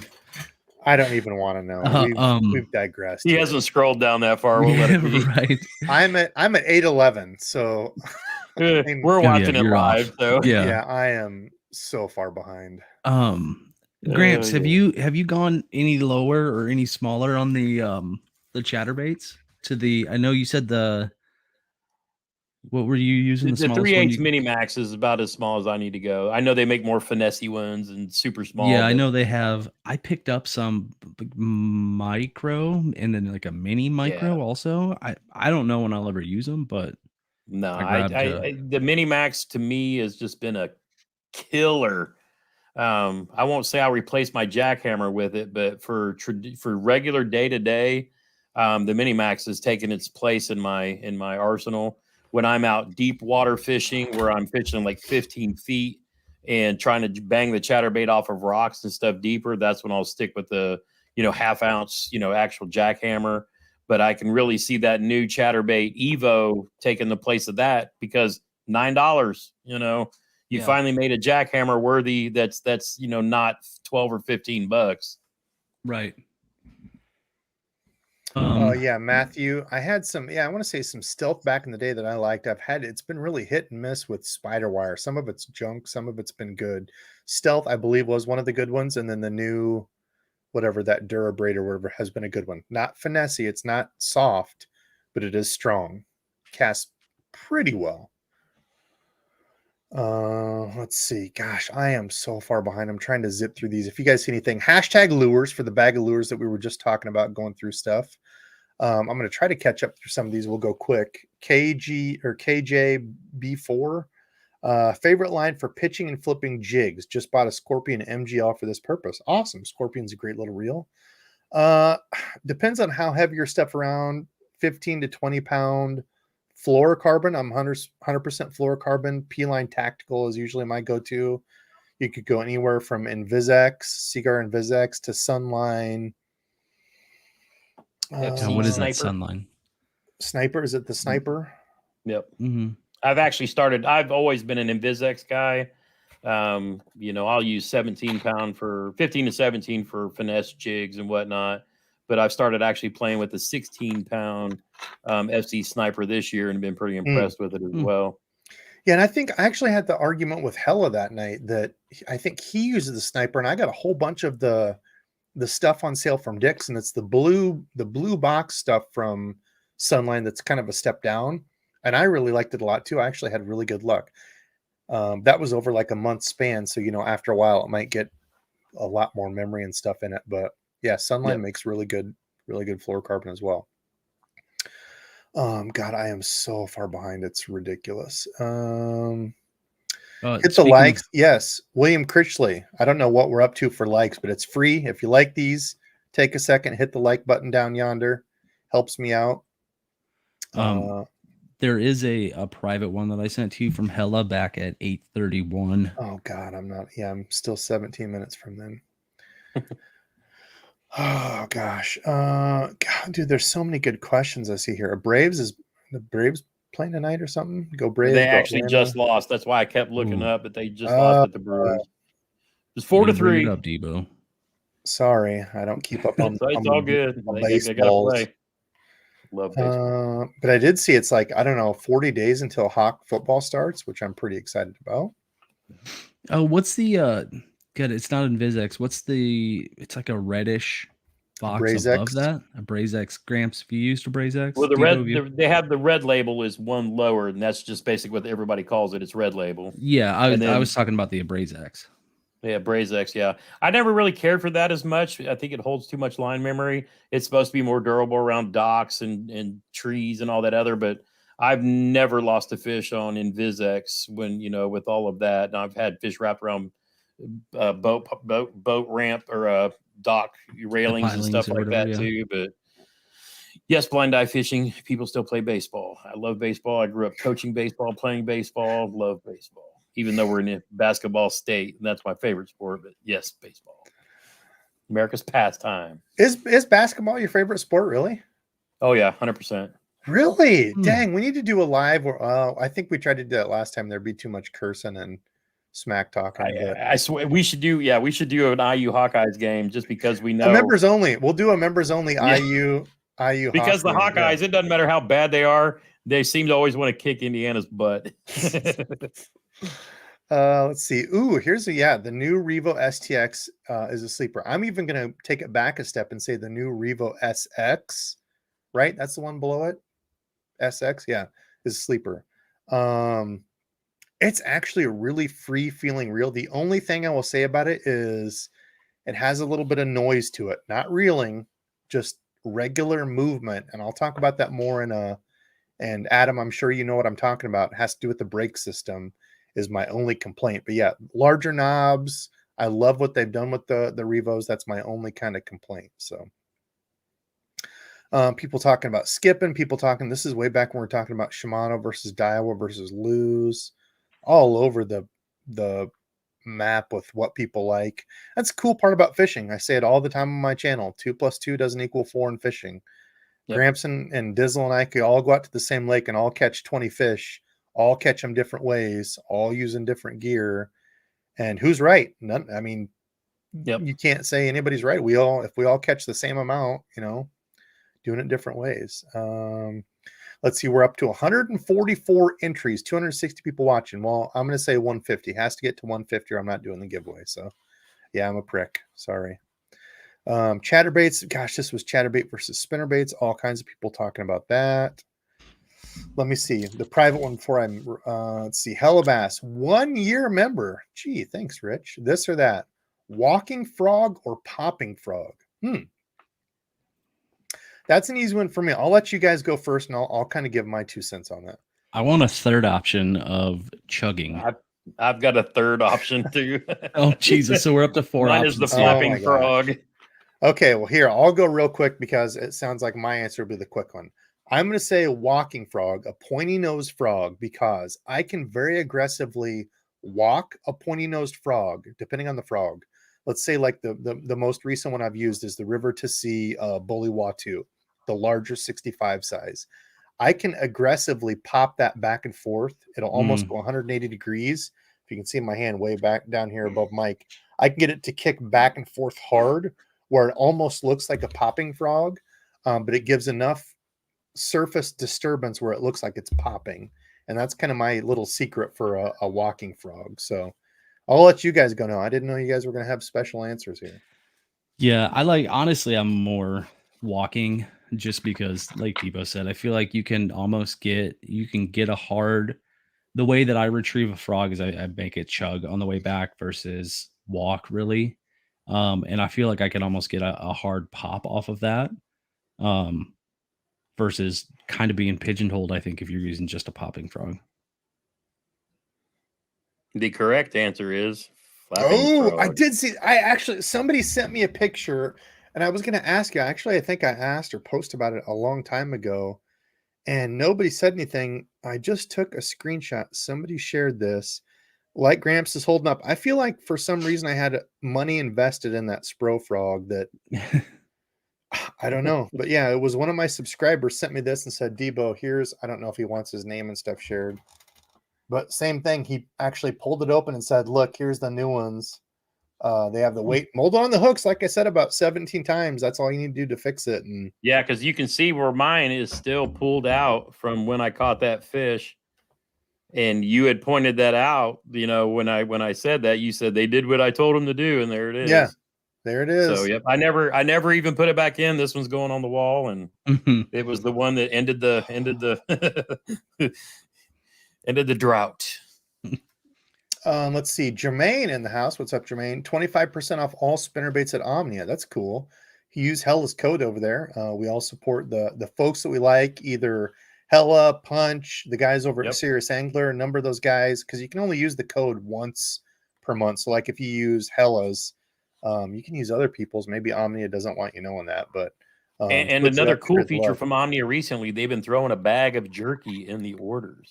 Shut up. Really? Because Omnia is where I go when American Legacy doesn't have the baits that I'm looking for, because they're mostly rods and reels. But Omnia being up in Twin Cities, close by, fast shipping.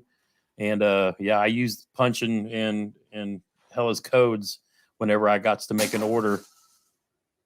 I don't know what my cats are doing over there. Yeah, what the hell? Support the good folks that support us and work hard to do this stuff. There's so many good channels out there. There's also some pricks out there too in the YouTube fishing game these days. I'm not going to get into that, but all I say is focus your energy on the good folks that support us and do the good stuff. So yeah, Serious Angler, Bailey, those guys over there are really good. Punch, Hella, of course, Gramps, whenever I talk about American Legacy or Tackle Talk. I am not a podcast guy at all. Tackle Talk has saved me from sleeping if I have to drive over 30 minutes. So Andrew has great show. Yep. Every week he's got a great show. Let's see. Let me share this here. We did hit our 150.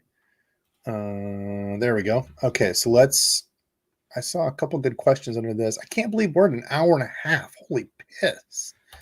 Okay, well, we'll go for a little bit longer here. Gramps, you got another 15 minutes to stay on with us, maybe? Oh, sure.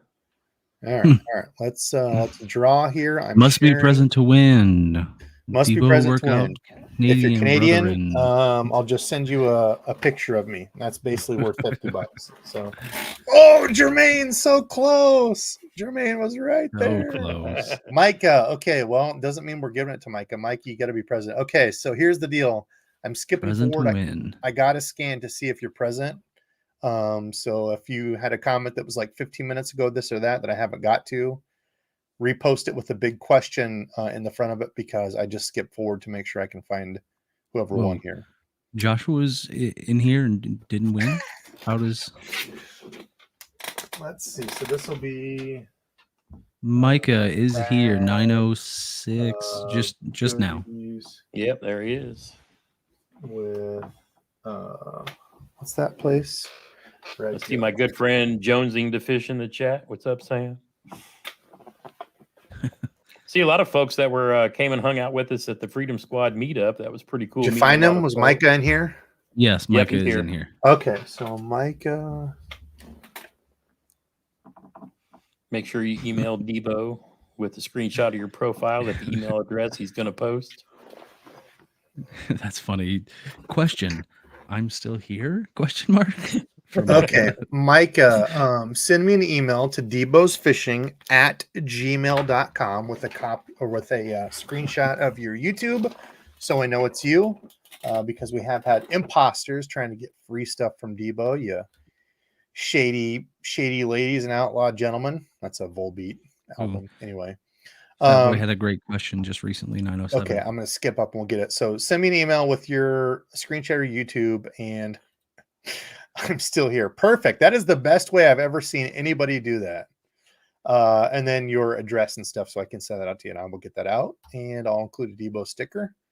And I appreciate you, my friend. Everybody that watches. There's a whiteboard looking pretty full too. Dude, yeah, don't even point that out. I am far behind on getting these out. So thank you, Gramps. But I finally got caught up today. What about how clean everything is here? Everything's I love clean. it. I love the on air in the background. I mean, you're starting to go pro here on me. Dude, I'm big time now. I got an on air thing back there. Yeah. Let's see. Let's get into some questions here. So I see a whole bunch of stuff piling out, but I want to get to some of these. Okay, people talking about that. Pork trailers. Yeah, don't mix up your pork trailers and your beef jerky if you're eating those, like these right here. Funny enough, I happen to have some here. Don't accidentally eat your Uncle Josh pork frog thinking it was jerky. Let's see. Omnia deals. Yes, Omnia has a bunch of good deals. I shop at all three of them, man. I obviously work with Tackle Warehouse, but I always tell people, if you find it cheaper somewhere else, or if you're supporting somebody else, absolutely go do that. I like Tackle Warehouse. I've always shopped there, but I use Omnia. Thanks to Gramps, I've spent way more money than I should at American Legacy, especially on the used stuff, which is, I don't even know how they get away with. Actually, we'll have to go browse some of that. I don't know how they get away with calling it used. That's some baloney, because I know. Yeah, maybe the crap looks brand new that I get. I mean, okay, I'll admit I'm probably responsible for a few rods and reels that I've reviewed, fished with once or twice, and then kind of done like an opinion video on and sent it back. And then got I'm fine with stuff. that. They look brand new. But it looks like brand spanking new. I mean, it's crazy. Popper, walking bait, or a frog? Ooh. Well, I mean, there's only one of those that I can fish in anything. If I pull up to a lake and I have zero clue what it is, only one of those I can fish through everything. So for me, it's a frog. Does limit you, but I'm going frog. It's me. I've been addicted to frogs lately. Yes. I mean, I need to get better at frogs because, like you say, it's just, for me, it's a confidence thing. I've caught so many big fish on a buzz bait, and I'm sure I'll throw the frog a little more and more each year, just because. But I could see why it's so good around pads and anything. I get it. It's just the luck of the hookup ratio has just not been there. But I've caught so many tanks on a buzz bait. It's not funny. It is a good one. Yeah, it's a tough one to. Sean, here's a good one. What's your guys' favorite big worm for summer pond fishing? Oh, okay. If I could only pick one, I would have to say it's going to be a Berkeley Power Bait Power Worm. 8.5 inch, I think, does the best in all scenarios. Tequila Sunrise or an all black, which I think is a very slept on color because it's boring.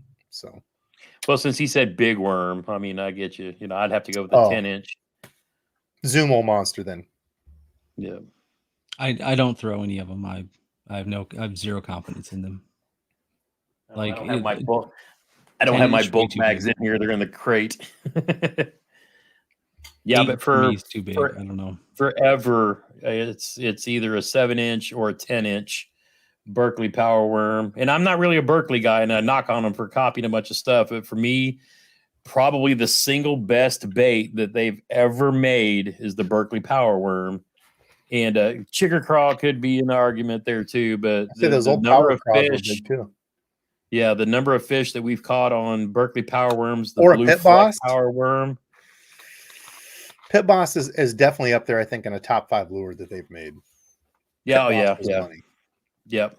But for us, it's always been the Berkeley Power Worm, the 7 or the 10-inch, and for us, Blue Fleck, it's got that plum kind of tail to it, and it just, I mean, my brother throws that thing like I throw a chatterbait, and he has caught every type of fish in the winter. His PB Smalley is a Blue Fleck. I mean, everything he's caught has come from throwing that dang power worm. He puts a rattle in it, and nowadays uses a small tungsten weight for monster bass and just smokes them. Tim Grant, so not of this or that, but since we've got you on, I wanted to pull this one out because I am not the guy to talk to about yaks. Thoughts on the EPDL and Titan X? I only know about the EPDL. I'm actually pretty opinion about both. Okay. A lot of people will look at the technology in the EPDL and say, wow, $6,000. And like anything that's new, I mean, we get it. It costs big money to develop these things. But let's look at the technology as a whole, because you're now enabling somebody who, if they've got physical limitations in a kayak, you can't paddle as much and you can use your legs and pedal.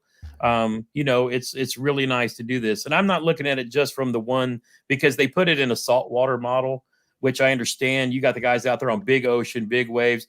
They might need an assist fighting those waves to get back to shore.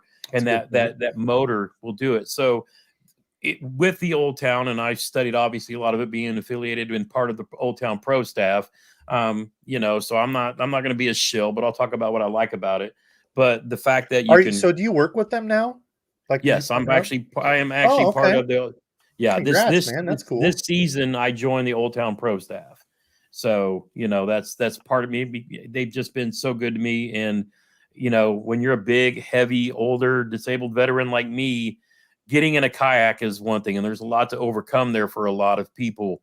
And when you're a guy my weight, you know, and limited abilities, you're trusting that kayak with your life. And I tried a different brand for a minute and it almost sunk on me.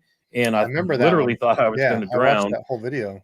But, you know, I went right back to Old Town and I don't have any regrets. So the e-pedal, the technology is what's there. Of course, it'll get cheaper in price as the economy settles down and it's been around a little longer. And then they'll push it into the sportsman lines, which are the other pedal kayaks that we have out there available now. So, I mean, it's really cool that you have the battery powered motor built into the pedal drive, because what a lot of people will use this for is maybe fighting currents in river or making longer runs. And then when they get where they're going, they can pedal around regular. So that's really cool. So it's technology that'll make kayak fishing better in the future. Now, as far as the Titan X,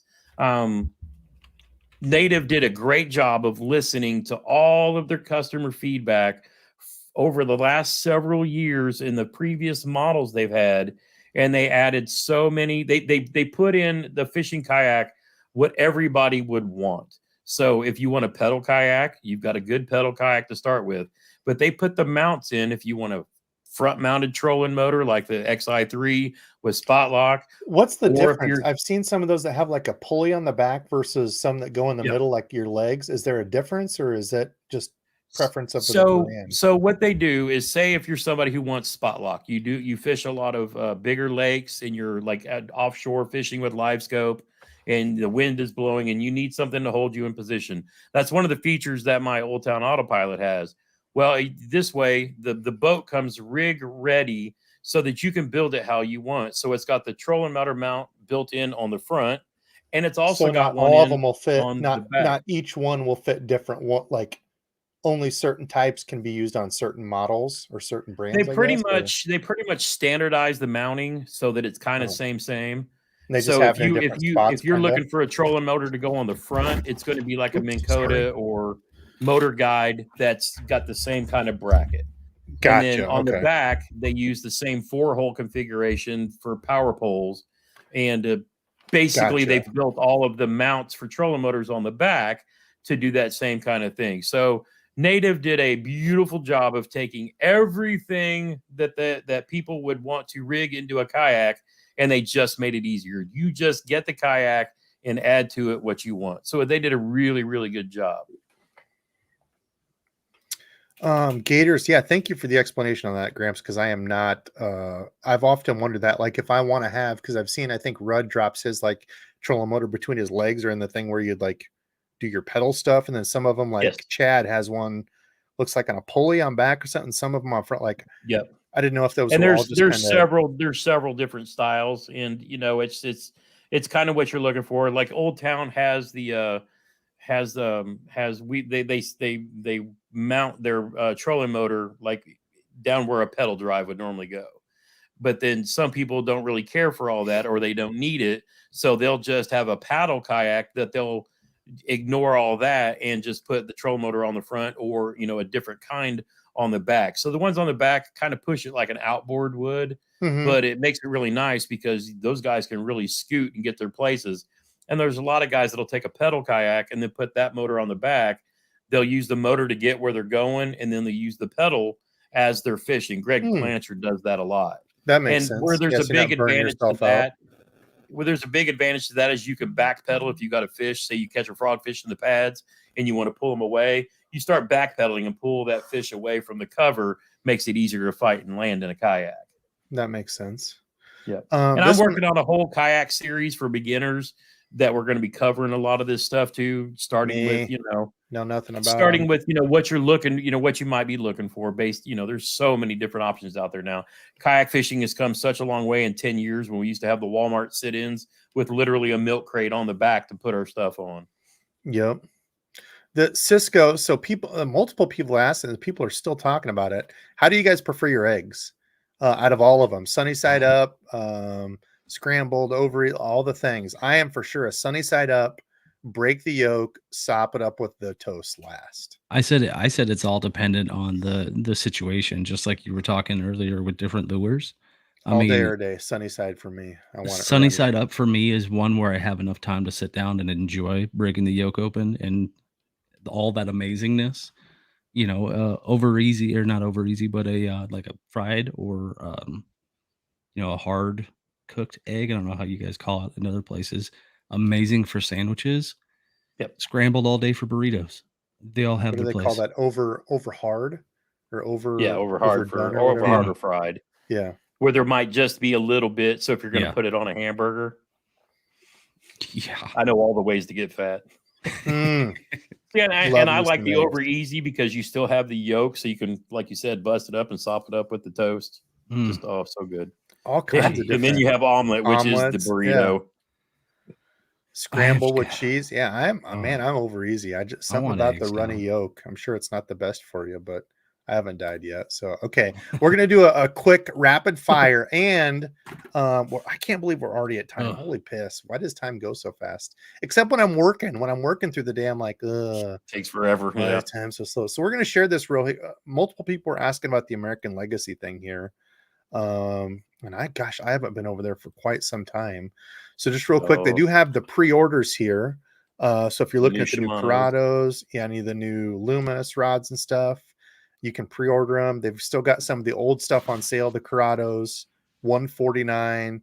Look at that Fuego LT. Buy one, get one. Used gear, which I'm going to be looking at here real quick. And then, of course, Tackle Talk. They support Tackle Talk. Go check out Andrew. He does an awesome podcast. Honestly, I could care less about podcasts, but his has been great because when I'm driving, I go to that because I tend to fall asleep. So his, I will definitely say, is a good one to listen to. And he gives just a, off the cuff, hey, I'm just a regular guy who fishes. Here's my opinion. Take it or leave it, But he has some amazing guests as well. Yeah. Oh, yeah, for sure. His interview with Jimmy Houston, phenomenal. Yeah. The one with I really like the one he just did with Dizzle would love that one. Denny Brower was a really good one. Yep. He seems like a super chill, just like, man, let's just go fishing, hang out. He was my favorite dude growing up. That's why I started throwing jigs so much, just because he could smack them. I actually have a book of his around here somewhere. So this looks different than when I go on my phone because I thought you could do condition, but I want to say that I did I would click just reels. Oh, maybe it's this. It just looks different on the computer. Okay. So normally when I go on the phone, I just do reels, for example, if I'm looking. So I've always done great or excellent. I didn't notice they had a mint condition or very good. I've always done very good and excellent. So I can't talk to if it's a, I don't know, grimy. If they have a grimy category, it could look pretty burnt up, but stuff that's excellent and great or whatever has looked basically not touched. I bought a number of things out there, but yeah, people were asking about this. And I think, does your code works on the used stuff, right? I think, right? I can't remember. It works on a lot of stuff, but some stuff is matte protected. And okay. I want to say it does. I always tell everybody, if you want to deal anyway, just call the shop, wink, wink, nod, nod. It'll take care of you. Yeah. So for example, here, what we're talking about, 201. So it's a left-hand Corrado, excellent condition, $120. Plus, if you get 10% off that, I'm pretty sure it works on the used stuff. Can I show it here? And what is it? Gramps 10, is that right? Yep. If I go this way, I want to say it does, unless the only time it doesn't is they have sometimes they've done a 15% off used stuff or something. And if you try to use the a 10% it won't let off, you double up. Yeah, it won't let you use that if there's already a bigger sale. I don't know where you type it in at. I think it's after the shipping address, so you would have to. Yeah, I'm pretty sure it is though. Try it out for yourself. But yeah, I've got quite a few things off here before. Spent way more money than I should. Good service. The only thing I would say about American Legacy is I know there was some stuff where I got Dobbins rods or something that were on back order, and it had been 2-3 weeks, and nobody ever let me know. And I called them. They were super nice about it, and they're like, "Oh, I'm sorry, these are back ordered. Do you still want it, or do you just want store credit?"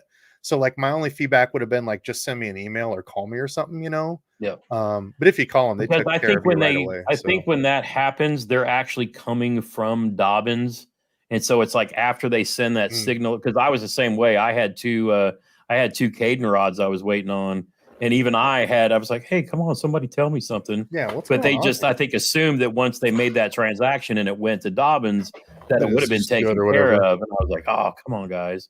Yeah. Same thing for most of the big ones. I've never had to call Omnia, but I know Tackle Warehouse for me personally has taken care of me.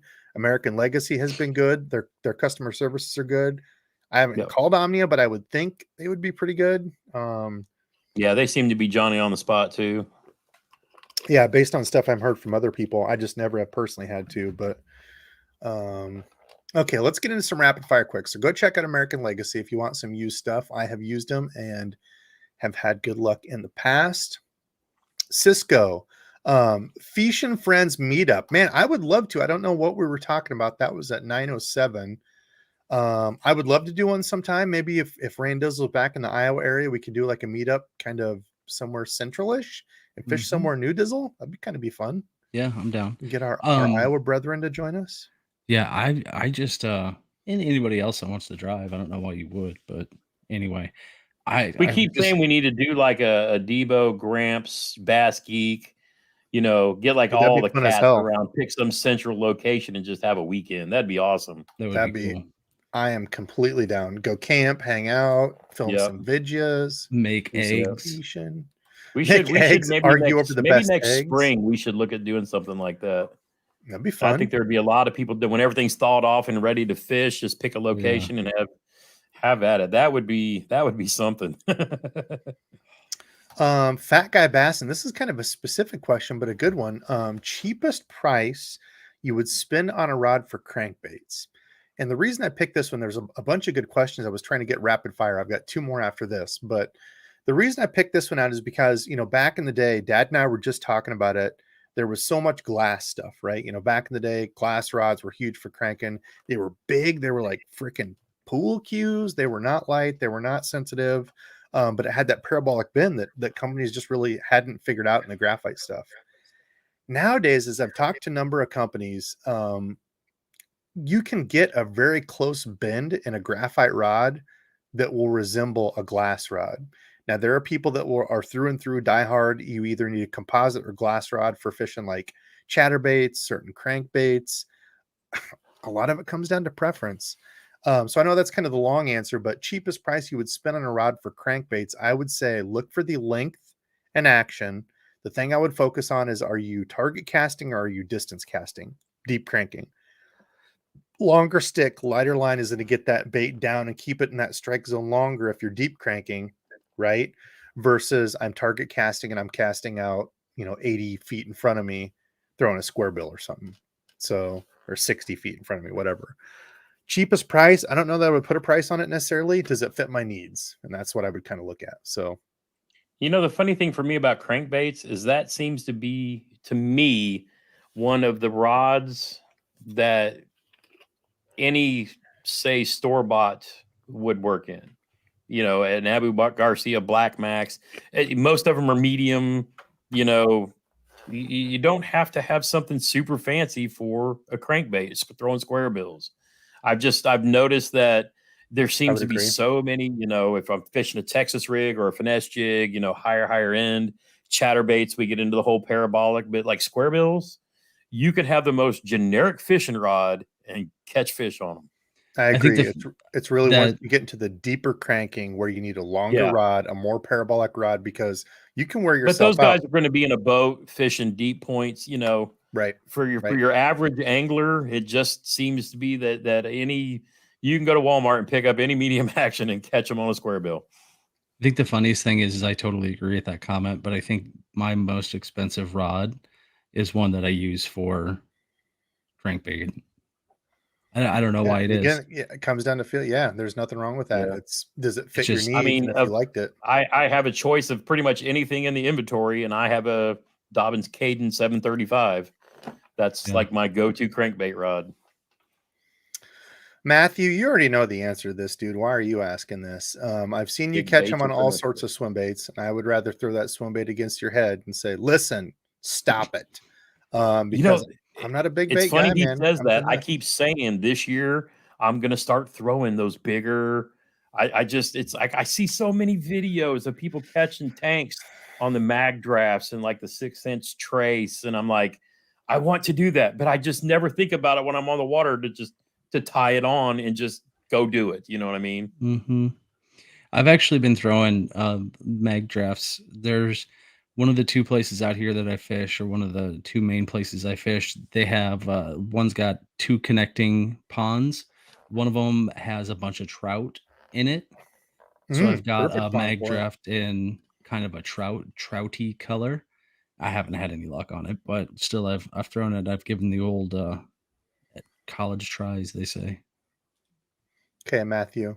So there's your thing. Quit throwing big baits. Finesse is cooler. Unless it's a drop shot, then I'd rather throw big baits because I'd rather peel my fingernails off than fish a drop shot. You should drop shot a big bait, Debo.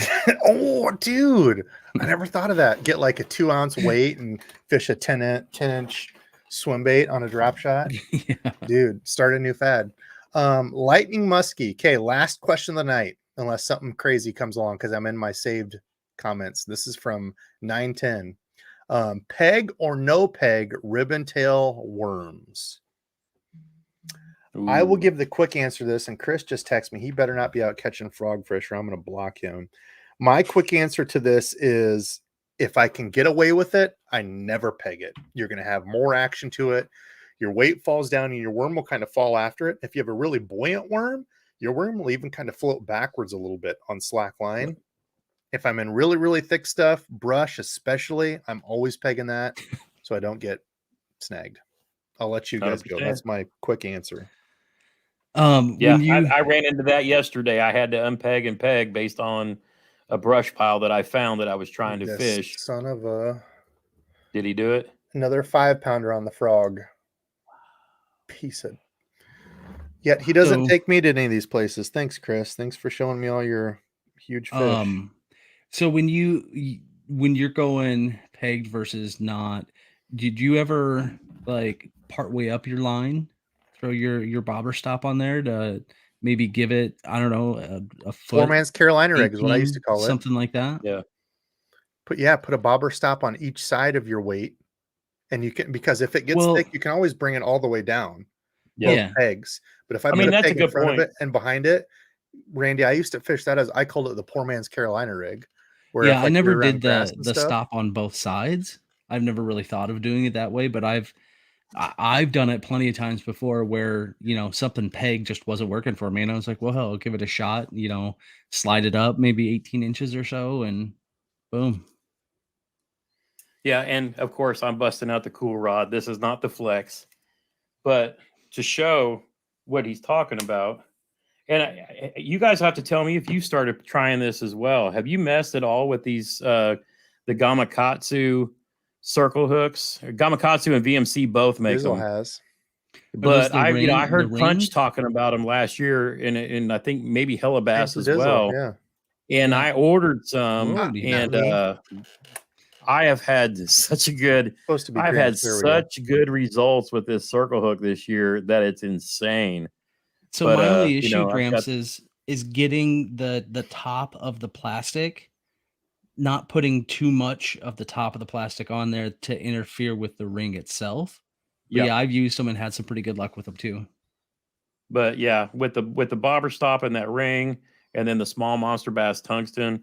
But you make a good point, because technically, if I'm not fishing a heavy brush pile, I could drop that bobber stuff up like 5 inches and still have, like you said, you have that kind of action. But I've kind of been going back and forth between this and the free rig this year, just to see, what I like better or not. And when I'm fishing like the ringtail, or the regular soft plastic, like this Berkeley Power Worm, and my brother Jeremy's been actually pouring these 10 inches with the Do It molds and loves those as well. But when I'm throwing something like a Mag Fatty Z, because I want something that's gonna What'd you be call a me? little more buoyant, with the free rig, that thing is insane. That was a joke. That was a bad dad joke. That was funny. I caught No, it. I missed you. I was too busy talking. That's right. You said something about a Debo Fatty G or something. A Mag Fatty. Oh, Oh, the Mag Mag Fatty. Fatty. Yeah, the Mag Fatty Z, exactly 9 inches. People talking about, so Gramps' Uh. code. Yeah, I'm sorry, I didn't type that. Gramps did. Thank you. Gramps 10 on American Legacy. I'm almost 99% certain it works on the use, because I think I've used it before. But And I've told people sometimes when they update the website, the code doesn't work, so you have to call the shop to get the discount, and then they know to go look to see if it doesn't work. Because I think me and Tackle Talk are two of the ones that have the 10% off too. But yeah, that's interesting. Not a bot. Tried pegging once, never again. Why is that? Maybe we can help troubleshoot for you. Let's see. You all right, Dizzle? Yeah, thought I was gonna sneeze. Let's see. People talking about, we've still got 200 knuckleheads listening to us. Oh, Yo, Debo never froze. I Yeah. reset the computer beforehand. I know. There we go. Watch now, you actually freeze and your computer starts on Rich. fire. did he actually just freeze? No, No, that would just have been amazing. Oh, I was like, okay, so I gotta bring this up real fast. 'cause I don't know Okay, yeah, if you go guys for it, follow- because I think this is it. I'm ending on this. I didn't. If see you guys anything follow crazy comedy, questions. does everybody know who Donnie Baker is? Yeah. Donnie passed away today from a heart attack. That Oh, broke no my shit. heart. Shoot. He's one of the funniest comedians that we used to listen to on Bob and Tom growing up. And Bob and Tom when I was think of you yelling about Randy, Yeah, because shut up, Randy. that was that was Donnie Baker. Yep, that's crazy. I used to work with a guy that every day he would when I would come in, because he worked earlier than I did, every single day that he was there and he wasn't on like a phone call or something, he would, shut up, Randy. Just every single, and then multiple times throughout the day, just randomly. It's just like, okay, Yep. Yep, there it is. Tyler, hook sets are free in the house. Late squad, are you going live tonight, Tyler? We'll send everybody your way for the late show tonight. We need to get you on again, dude. It's been a minute. I was looking back, somebody, and it's like, dude, it's been over a year since I had him on. I'm like, I would have guessed 4 or 5 months ago. Time goes too quick. This year specifically, for some reason, has absolutely shot through. But yeah, what else you guys got? Anything? We're going to be anything talking for- about fall fishing before too. Dude, I know. I was like, geez, I should do a summer lures video. Oh my god, it's at the end of July. Well, kids are going to be back in school, and I'm going to be Gramps ice fishing. Favorite versus the two, spring or fall? Oh man, you have the anticipation of spring. Mm-hmm. Oh, people talking about pegging. Yeah, who said they didn't like the peg and never again? Was that? Let's just move on, Debo. That's probably better. Was it out there, or was it a bad comment or something? Was somebody goat me? I'll tell you later. Oh, okay. Thanks, whoever did that, for goating me into something. Gramps. Jerks. I always seem to Damn catch it. more bigger fish in the fall, but I like spring fishing because we don't have the mosquitoes. We're coming off of not being able to fish for several months. We've only been talking about it. So I guess I have to say spring. And this spring I went and caught a frogfish down in Gunnersville or down in Huntsville. Nice. Frogfish. Debo? Brennan, so real You've quick, asked it before. Tyler hook sets are free, going live in about 30 minutes. So Nice. everybody go flood him. I want to see at least 100 people go over there and support him. Good dude. Tyler, we need to get you on again, man. It was a fun one, and it's been way too long. I actually just messaged 10 Horse. I don't know if he got back to me, but Gabe, actually, it might have been him that I was looking at. It was over a year ago, because somebody said, hey, you need to have 10 Horse on again. I'm like, yeah, he's a cool guy. He usually drops in. I think that's actually what it was, and it's been over a year since he's been on, and I'm like, Jesus, didn't we just have him on not that long ago? Yeah, over a freaking year ago. It's still Time flies. Dude, it's crazy. So yeah, go check out Tyler's stream tonight. We'll get him on again. Let me know. Okay, so what was the other? I just saw something else here. Oh, Brennan, Debo, Gramps, and Dizzle, y'all need to come down here, and I will get y'all on big fish with big baits. So I would love to go down there and catch big fish. I could care less about the big baits unless it's a big bait that you made. Then I think that would be a really, really cool video. Yeah, that'd be cool. That'd be cool as hell. I'm betting that's what he's talking about, because his game at making those baits is just getting better and better every year. And I can't believe how young he is for everything he's doing too. Yeah, he's like 10 and doing this. Like, imagine when he gets to be like 20 years old. Not even old enough to stream legally, and yet he still seems to be getting away with it. But you know, I guess as long as he keeps talking about what his mom made for dinner, you know.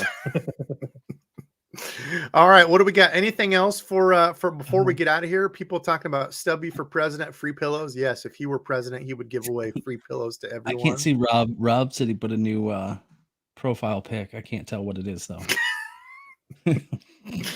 Rob, what the hell are you people doing out here? AKA Chaz's burner account. Yeah, it looks like something Chaz would do. Let's see. People laughing. Yes. Yes, all kinds of good funny stuff out there. So listen, if y'all don't know Gramps, go give Gramps a follow. Good friend of the channel. If y'all don't know Dizzle, give Dizzle a follow. Do not accidentally YouTube search Darcizzle, though they look almost identical. It will actually be Rand Dizzle's Fishing or something like that out there. What's your actual YouTube? It's Dizzle's Fishing. I Dizzle's don't know Fishing. Exactly what it is. Yeah.